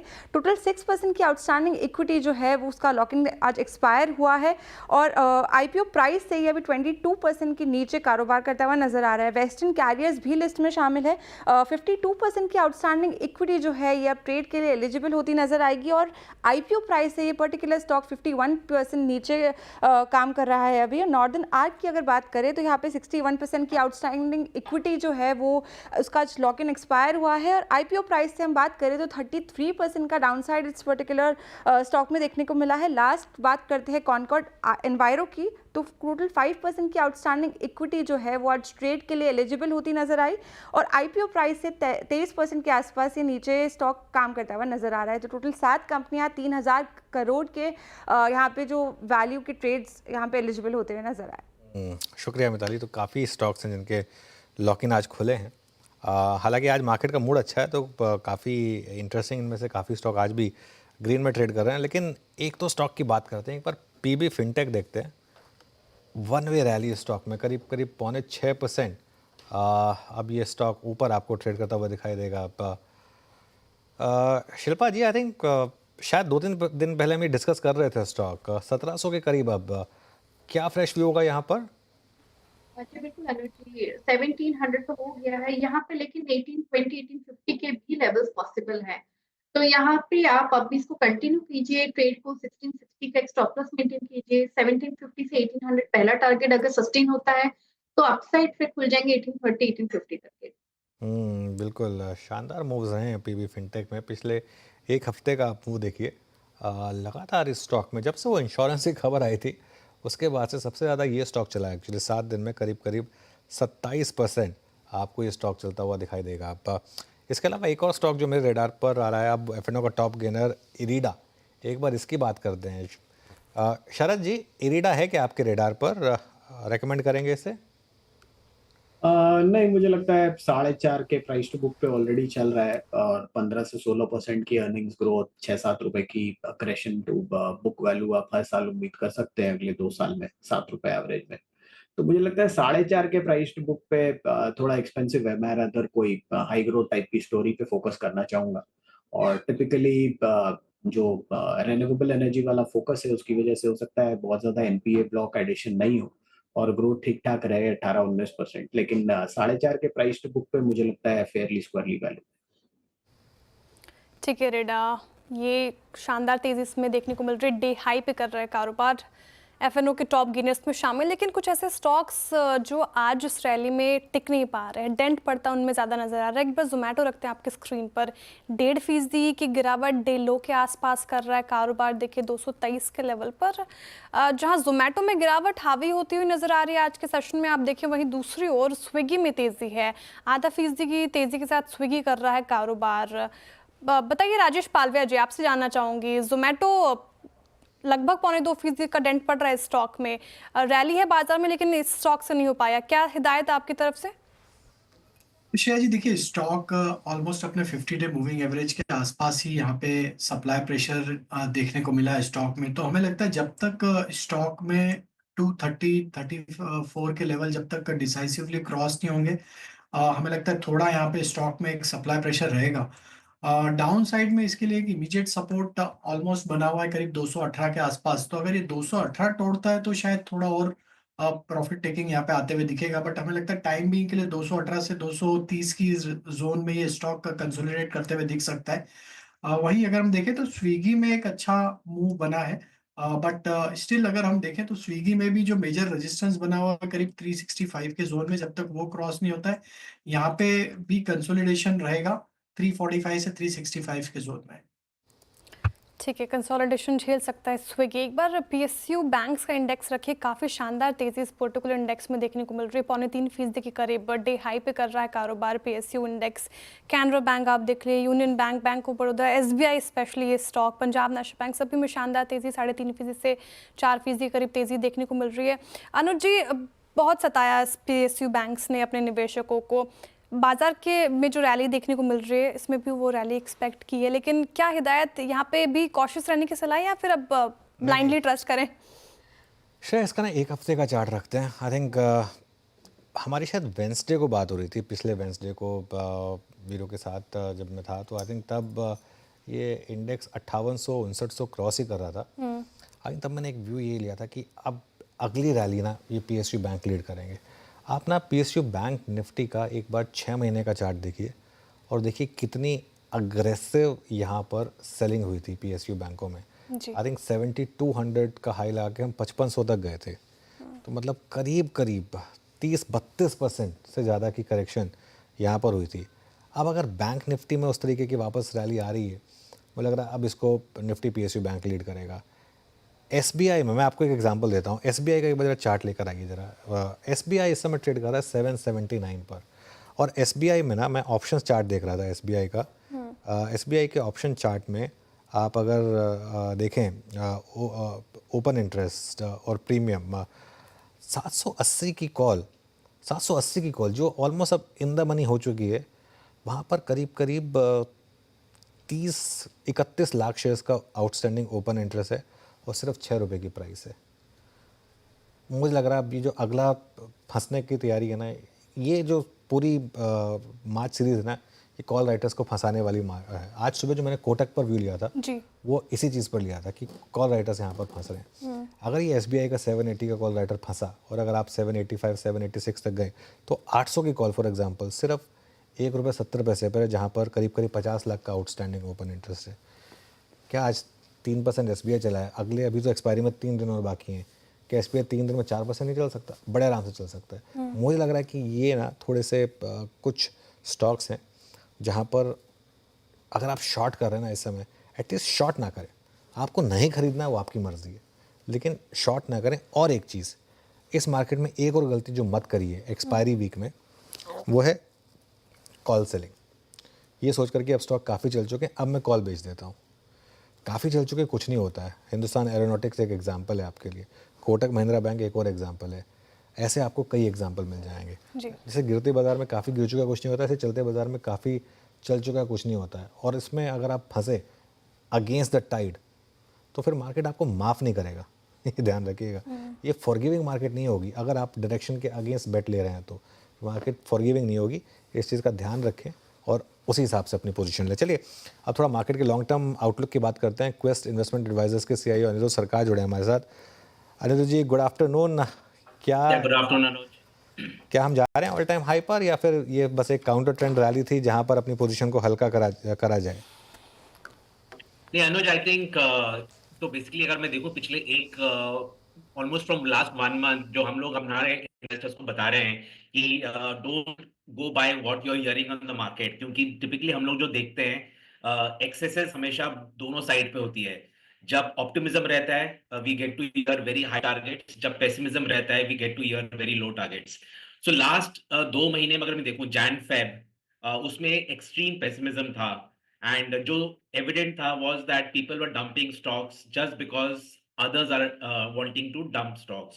So मैं बोलूंगा कि जो थोड़ा सा इन्वेस्टर्स का अर्निंग्स एंड वैल्यूएशन से आई हट गया था, जो 2022-23 में भी हट गया था, and that's the reason last year valuations महंगे हो गए थे। सेम जो हम लोगों ने लास्ट 2 महीना देखा वापस वैल्यूएशन से आइस हट गया था। स्टॉक्स पर अवेलेबल बहुत cheap and investors were exiting. तो आई थिंक ये मुझे नहीं लगता है कि this is just a small bounce. On the contrary मैं बोलूंगा कि ये जो लास्ट 2 महीने का प्राइस करेक्शन था that was kind of a price correction in a upswing market.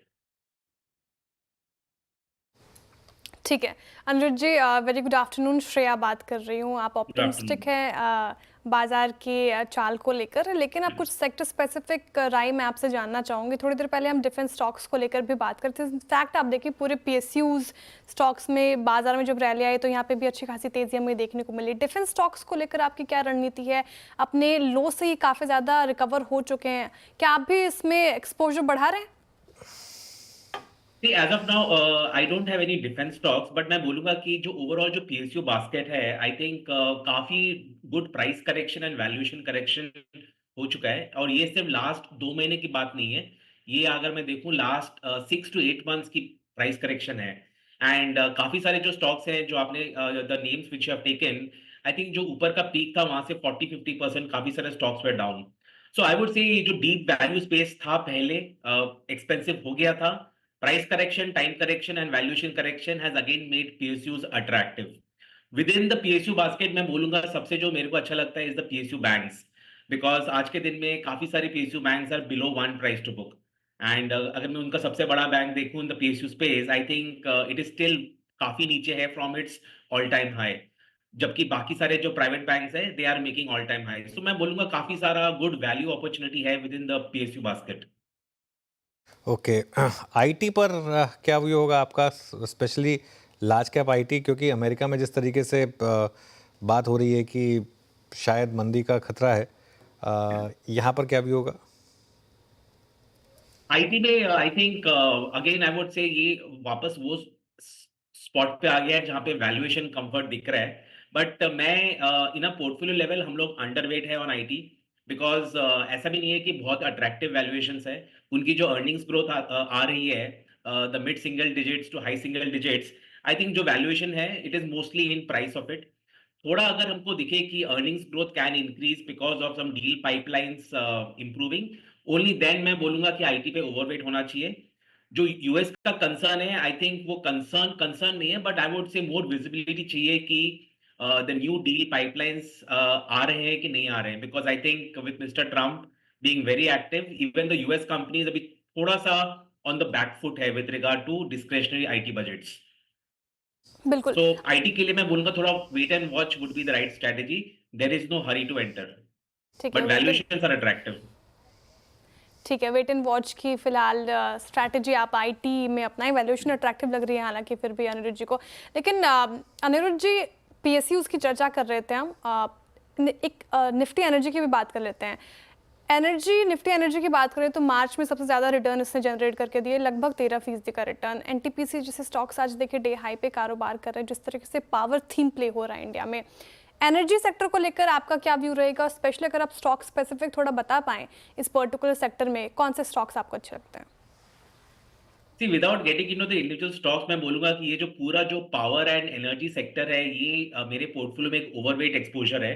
Almost 14-15% exposure मेरे पोर्टफोलियो में is into the power sector and ये मैं लास्ट 1-1.5 साल से बोल रहा हूँ। इनफैक्ट आपके प्लेटफॉर्म पे भी मैंने ये मेंशन किया है कि जो पावर कैपेक्स है दिस इज वन एरिया जहाँ पे गवर्नमेंट का फोकस बहुत ज्यादा है and investors can make very good kind of a wealth creation.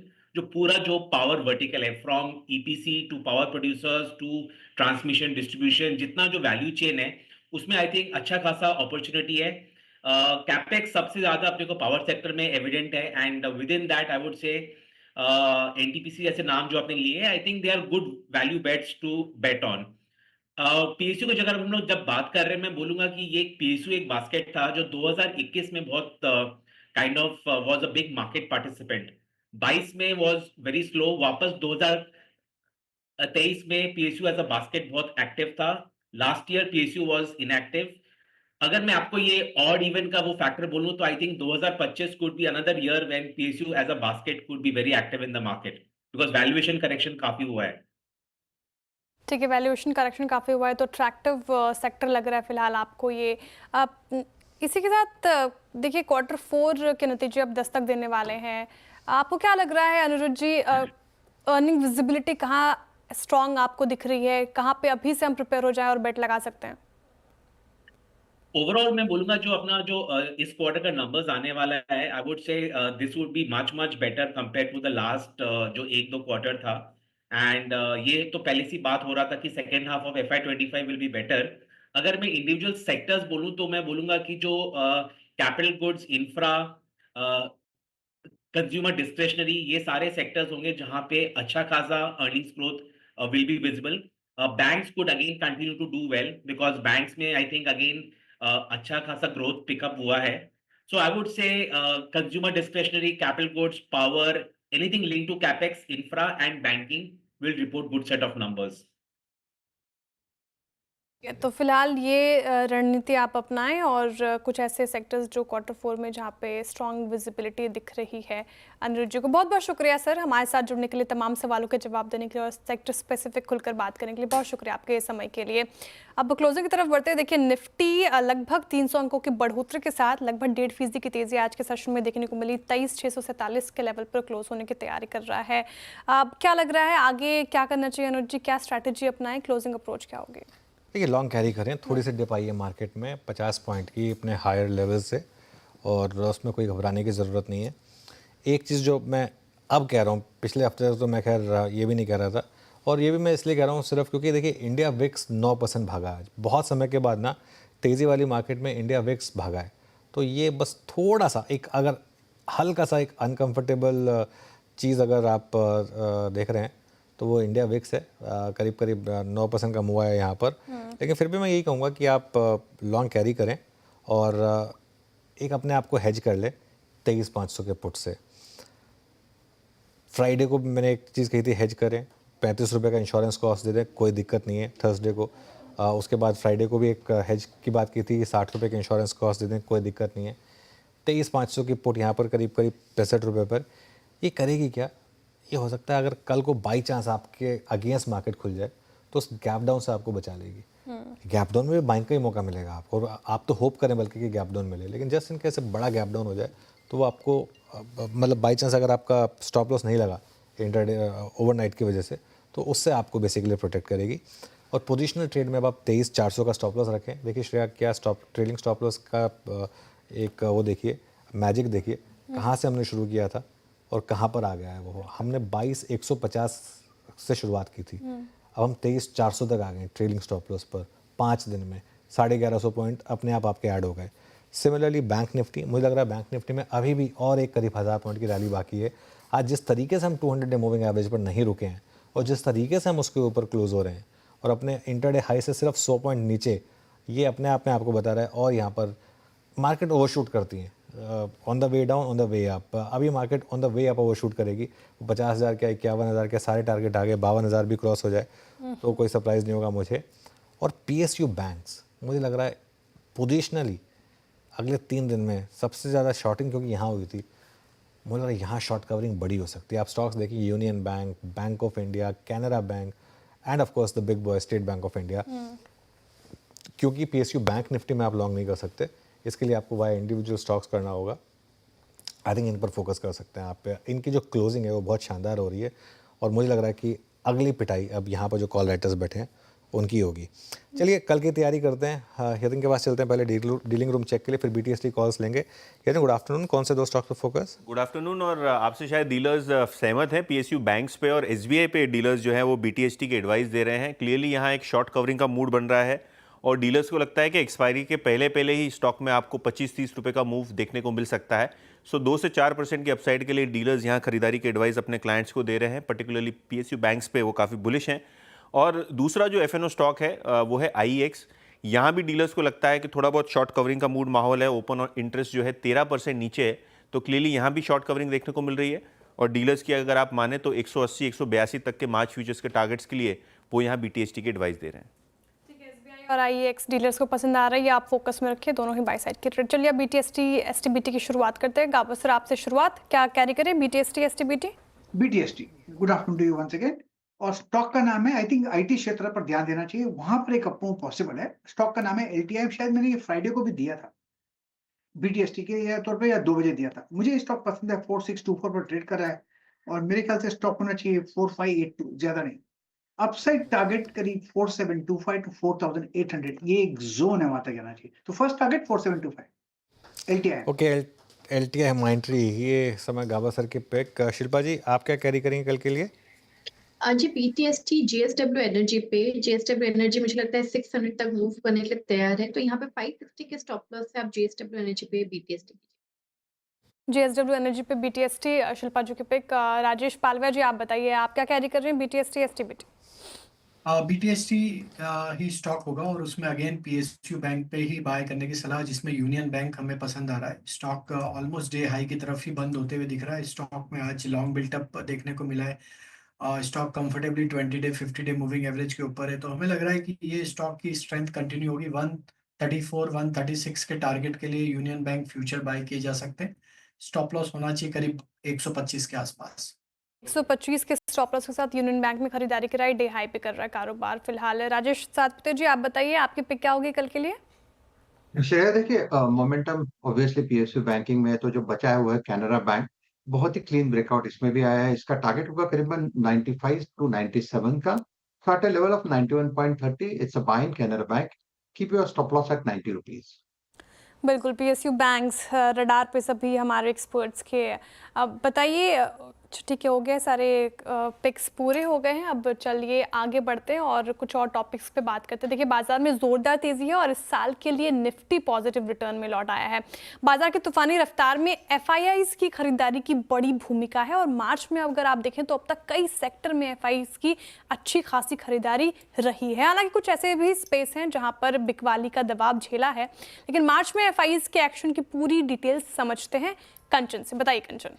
जी, जैसे कि हमने पिछले कुछ महीने ही देखे हैं जो मार्केट के लिए काफ़ी ज़्यादा पेनफुल रहे हैं और FIIs ने जिस तरीके से बिकवाली की है वो काफ़ी ज़्यादा मार्केट में हावी होती हुई दिखाई दी है, जिसका सीधा सीधा रिफ्लेक्शन हमें सेक्टर स्पेसिफिकली भी देखने को मिला है। अगर सबसे पहले हम बात कर ले निफ्टी IT की, तो 1 मार्च से लेकर अगर आप 15 मार्च तक का चार्ट उठा के देखेंगे तो वहाँ पर आपको दिखाई देगा कि निफ्टी IT ने करीब 3.5% के जो नेगेटिव रिटर्न जनरेट करके दिए हैं। अगर हम वहाँ पे ही FIIs की एक्टिविटी देख ले तो मार्च 1 तारीख से लेकर 15 तारीख तक निफ्टी IT से उन्होंने करीब 7,000 करोड़ की बिकवाली की है। अगर इसको हम कंपेयर करें फरवरी के डेटा से तो वहाँ पे जो उनकी जिस तरीके की एक्टिविटी थी तो वहाँ पे उन्होंने करीबन 800 करोड़ की खरीदारी की थी, जो कि नेगेटिव ट्रेंड में बदलती हुई नजर आई है मार्च के पहले 15 दिन में। इसी तरीके से अगर आप FMCG की बात करें तो FMCG में भी जो पेन है वो बढ़ता हुआ दिखाई दिया है। फरवरी की बात करी जाए तो 6,900 करोड़ की यहाँ पे हमें बिकवाली होती हुई दिखाई दी थी पूरे 28 दिनों में, लेकिन अगर हम मार्च की बात करें तो केवल शुरुआत के 15 दिनों में ही जो FIIs हैं वो FMCG सेक्टर से करीब 5,000 करोड़ का जो माल है वो छोड़ते हुए दिखाई दिए हैं। इसी तरीके का पेन हमें ऑटो में भी कंप्लीटली देखने को मिला है। फरवरी में यहाँ पे 4,000 करोड़ की हमें बिकवाली देखने को मिली थी और मार्च के पहले कुछ दिनों में ही, यानी कि पहले 15 दिन में ही जो ये नंबर आ पहुंचा है वो आ पहुंचा है 3,640 करोड़ पे।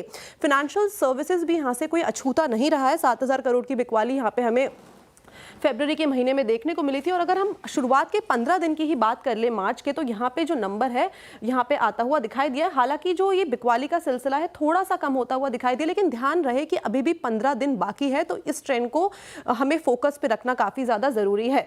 हेल्थ केयर सर्विसेज की बात करी जाए तो यहाँ पे जो डेंट है वो काफी ज्यादा बड़ा हमें होता हुआ दिखाई दिया है। कैपिटल गुड्स में भी इस तरीके का ट्रेंड देखने को मिला, लेकिन एक ऐसा सेक्टर है जहां पे बिकवाली का जो दबदबा है वो थोड़ा सा कम हुआ है। ऑयल एंड गैस सेक्टर की तरफ अगर नजर डालें तो फरवरी के महीने में यहाँ पे करीबन 3,500 करोड़ की बिकवाली थी, लेकिन मार्च शुरुआत की अगर 15 दिन की बात कर ली जाए तो ये बिकवाली केवल इस टाइम पे 970 करोड़ की ही है। और इस तरीके के रिफ्लेक्शन हमें ऑयल एंड गैस के पर्टिकुलर स्टॉक्स में और चार्ट्स में भी देखने को मिले हैं। ये तो बात थी आउटफ्लो की। इस टाइम पे अगर इनफ्लो की बात करी जाए तो मेटल एंड माइनिंग सेक्टर में जो FIS का रुख है वो काफी ज्यादा इस टाइम पे पॉजिटिव नजर आ रहा है। सर्विसेज और जो मीडिया एंटरटेनमेंट सेक्टर है वहां पे भी जो FIS है थोड़े से बुलिश होते हुए नजर आ रहे हैं। बिल्कुल। खैर एक चीज़ का ध्यान रखिएगा, ये जो डेटा आता है ये 15 दिन के लैग के साथ आता है, मतलब थोड़े लैग के साथ आता है। तो 1 से 15 मार्च के बाद ही मार्केट टर्न अराउंड हुआ है श्रेया, तो इसके लिए थोड़ा सा इस डेटा को आप ऑब्वियसली इंपॉर्टेंट डेटा था, लेकिन उसके बाद जो हुआ आई थिंक 15 मार्च से जो 30 मार्च का जो डेटा आएगा वो बहुत क्रूशियल होगा, उस पर ध्यान रखेंगे। मीनवाइल हम SBI की बात कर रहे थे, एक बार SBI लेकर आइए, SBI का इंटरडे चार्ट। वो जो बात मैं कह रहा था, मैं बहुत सरप्राइज था कि जिस तरीके से 780 पे कॉल राइटिंग हुई थी 782.35 पर अब हम, और ये इस पर नज़र रखिए, ये आई थिंक 778 पर था जब हमने इस बात को रखा था कि क्या और 3% की रैली नहीं आ सकती है, SBI में बड़े आराम से आ सकती है। यहाँ देखिए किस तरीके के मूव आ रहे हैं। अमित जी की BTST ट्रेड रह गई है, उसको ले लेते हैं, उसके बाद आगे बढ़ेंगे। सॉरी अमित जी, क्या है आपकी ट्रेड? जी अनुज जी, गोदरेज प्रॉपर्टीज के साथ जाना चाहूंगा since all the PSU banks have been covered. Morning की top call State Bank of India थी, उसके टारगेट्स वैसे मीट हो गए सारे। गोदरेज प्रॉपर्टीज 2189 का प्राइस है, इसे बाय करें। स्टॉप लॉस रहेगा 2160 का और हमारे टारगेट्स रहेंगे 2250 रुपए के। ओके चलिए, ये इस समय गोदरेज प्रॉपर्टीज BTST ट्रेड। एक बार बैन अपडेट और बता देते हैं आपको। सेल वापस बैन में आने की तैयारी कर रहा है, आज सुबह ही बैन से बाहर आया था, ध्यान रखिएगा। 100% पोजीशन यहाँ पर क्रॉस हो चुकी हैं और IEX 93% पोजीशन के साथ बैन में आने की तैयारी कर रहा है। 2 स्टॉक्स बैन से भी बाहर आने की तैयारी कर रहे हैं, उसमें हिंदुस्तान कॉपर और पॉलीकैब, दोनों बॉर्डर लाइन केस हैं, ये बैन में आने की तैयारी करते हुए। चलिए कंजम्पशन की बात करते हैं। कंजम्पशन में किस तरीके के ट्रेंड्स आगे आने को देखने को मिलेंगे, इस पर एक बहुत ही इंटरेस्टिंग रिपोर्ट आई है। मिताली से समझते हैं उसके हाईलाइट। मिताली बताइए। जी एंजल वन की एक रिपोर्ट आई है जिसमें कंजम्पशन के ट्रेंड्स को हाईलाइट किया गया है और भारत की इकोनॉमी में जो कंजम्पशन है ये बहुत ही बड़ा एक इंजन प्ले आउट करता है। और इंडिया की GDP की अगर हम बात करें तो 56% इंडिया की GDP का कंजम्पशन सेक्टर से आता है, जो कि चाइना के 39% से काफ़ी ज़्यादा है। और एस्टिमेट्स के अकॉर्डिंग 2034 तक जो इंडिया का कंजम्पशन है ये डबल होने वाला है, जो कि US की रफ्तार से 2 गुना तेज़ी यहाँ पर देखने को मिल सकती है।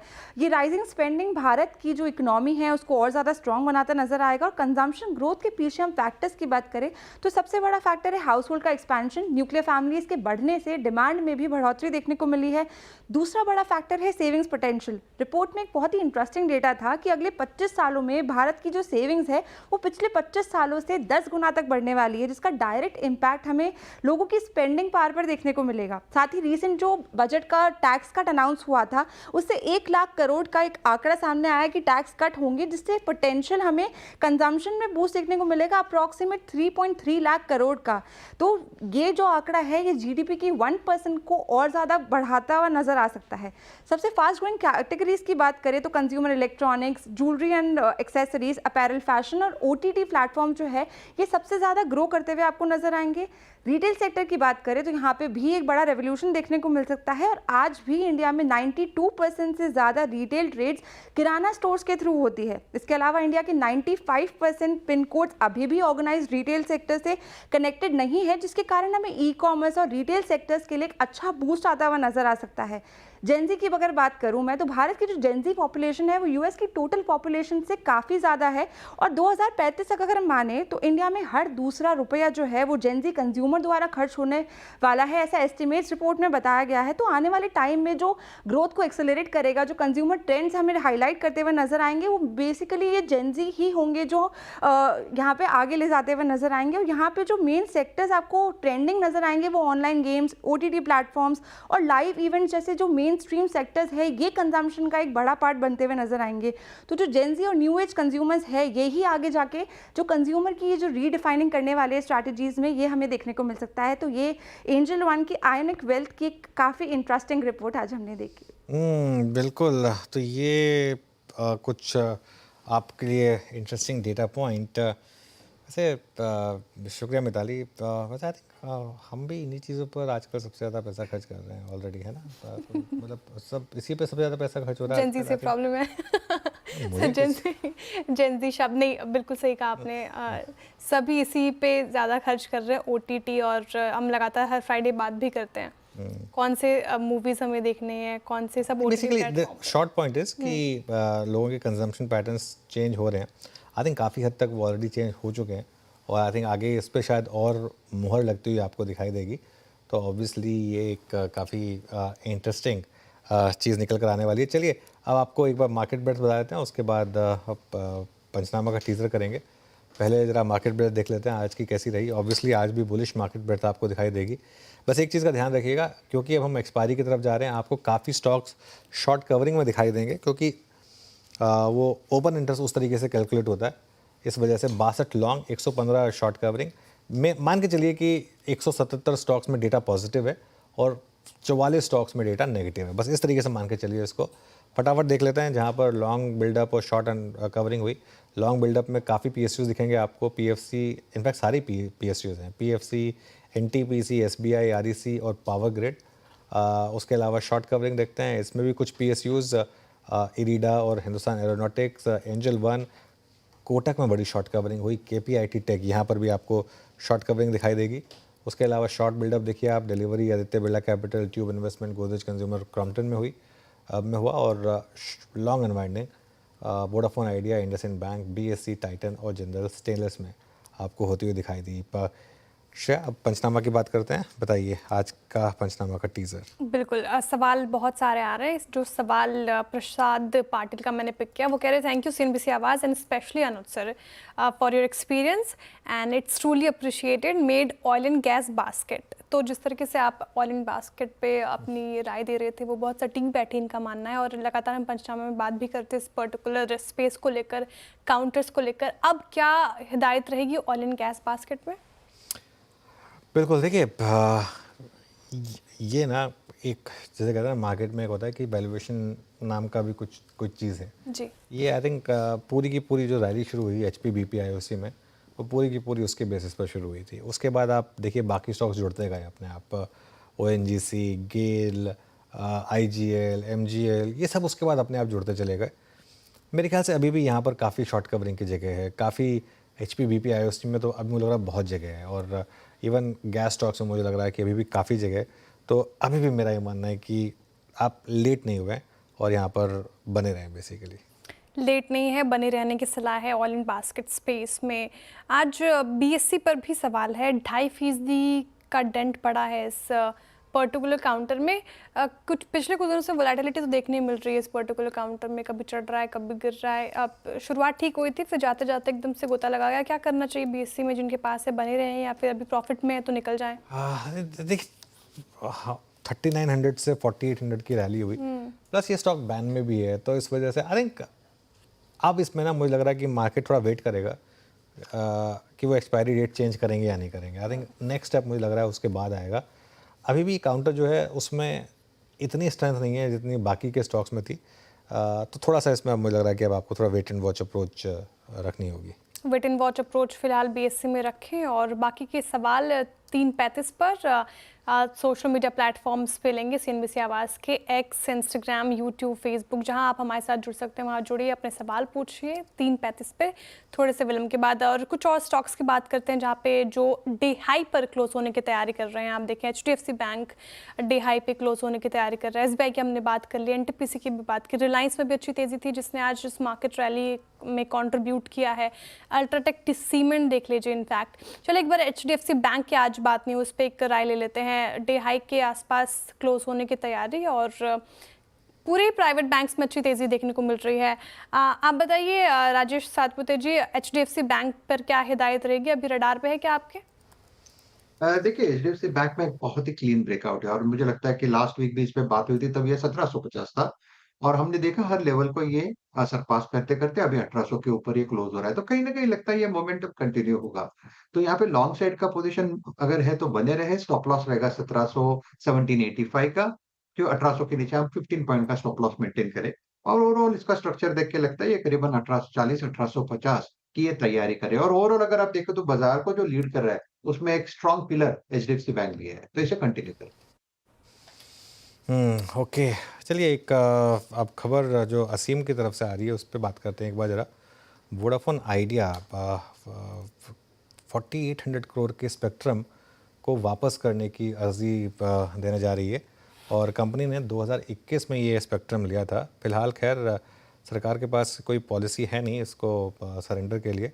कुछ देर में असीम को जोड़ेंगे और बाकी टेलीकॉम कंपनियां भी इसका थोड़ा सा विरोध कर रही हैं, लेकिन ये एक इम्पॉर्टेंट खबर। और देखिए इस मार्केट में भी श्रेया वोडाफोन आइडिया नहीं चल रहा है। मैं बार बार एक चीज़ लोगों को कह रहा हूँ कि ऐसे स्टॉक से आपको बच के रहने की ज़रूरत है। इनमें आपके प्राइस नहीं आएंगे वापस। फॉर एग्जांपल अब इसमें भूल जाइए आपका प्राइस आ जाएगा और मैं 16 पे लिया था मैं 16 पे बेचूंगा। इनमें आपको लॉस बुक करना होगा और फिर बाकी के स्टॉक्स पर चाहे तो फोकस करें। ये मेरा एक अप्रोच रहेगा। असीम के पास चलते हैं। असीम ने न्यूज़ ब्रेक की है। असीम गुड आफ्टरनून, बताइए पूरी की पूरी जानकारी जो आपको देखने को मिली है और आप के सोर्सेज कितने कॉन्फिडेंट हैं? पर आइडिया में दूँ उनको स्पेक्ट्रम वापस करने की मंजूरी दी जाए। कंपनी ने 2021 में स्पेक्ट्रम ऑक्शन के जरिए लिया था, लेकिन कंपनी अब इस स्पेक्ट्रम को वापस करना चाहती है। इस स्पेक्ट्रम की वैल्यू करीबन 4800 करोड़ रुपए, तो कंपनी को लगता है कि अगर ये वापस कर देगी तो उसका लायबिलिटी काफी सारी कम हो जाएगी। तो इसीलिए कंपनी ने सरकार से इसकी मांग रखी है। हालांकि सरकार ने अभी इसके ऊपर कोई है, क्योंकि ये इसको लेकर के अभी फिलहाल कोई भी पॉलिसी सरकार के पास नहीं है, तो सरकार अभी इसके ऊपर विचार कर रही है। लेकिन ज्यादा उम्मीद करना ऐसा पॉसिबल नहीं, क्योंकि बाकी टेलीकॉम कंपनी इसका लगातार विरोध कर रही है। ओके, बाकी कंपनियां विरोध कर रही हैं इसका। शुक्रिया असीम में इस पूरी जानकारी के लिए। इस पे चार्ट चेक तो क्या ही लें, फिर भी एक बार ले लेते हैं चार्ट चेक। राजेश सतपुते जी, 52 वीक लो लगेगा क्या आइडिया में? पूरे चांसेस है अनुज जी। देखिए हर उछाल पे आपने बिल्कुल सही कहा, ये रिलेटिव स्ट्रेंथ इंडेक्स पे ये तो सबसे वीकेस्ट है। और आप देखिए अभी तो फिलहाल तो हम लोग देख रहे थे कि 10 साढ़े 10 पे रेजिस्टेंस था, अभी ये रेजिस्टेंस नीचे आया है। तो ये रेजिस्टेंस बन रहा है करीबन 7 रुपए 70 पैसे से लेके 8 रुपए। तो 8 रुपए का एक बैरियर है, जब तक 8 रुपए नहीं निकलेगा तब तक मोमेंटम तो आएगा नहीं। तो मुझे लगता है कि ये चांसेस पूरे है कि इसका जो रिसेंट लो था, अगर आप रिसेंट लो भी देखें तो 6 रुपए 50 पैसे का है। तो लगता है अनुज एक बार ये 6 रुपए 50 पैसे हिट तो डेफिनेटली करेगा। तो ये काउंटर वीक है फिलहाल, तो बाइंग तो कंप्लीटली अवॉइड है इस काउंटर में। बिल्कुल बाइंग कंप्लीटली अवॉइड है इस स्टॉक में। चलिए वॉल पर चलते हैं। 328 पॉइंट की रैली निफ्टी में, 23,680, मतलब हम ऑलमोस्ट डे हाई पर बंद हुए। बैंक निफ्टी में भी 1200 पॉइंट की रैली, 51,800 पर बंद होते हुए हम। उसके अलावा निफ्टी आईटी में भी करीब 1.5% की रैली रही। मिड कैप इंडेक्स 1.25% से ऊपर रहा। स्मॉल कैप इंडेक्स में भी 1% से ज़्यादा की रैली रही। एडवांस डिक्लाइन भी अच्छा था, ऑलमोस्ट 2:1 का एडवांस डिक्लाइन आपको स्क्रीन पर देखने को मिली। उसके अलावा आप लेकर आइए ज़रा एक सेक्टोरल हीट मैप। सारे के सारे सेक्टर्स ग्रीन में थे। ये देखिए Nifty bank 2.5%, capital goods 2%, CPSE 2.5%, PSU bank 3.3%, उसके अलावा IT करीब 1.5%, ऑयल एंड गैस करीब 1.5%। ये आपको इस समय देखने को मिला। चलिए निफ्टी के हीट मैप पर आते हैं अब। Kotak Mahindra bank, NTPC, SBI। Kotak आज का स्पॉटलाइट था हमारा।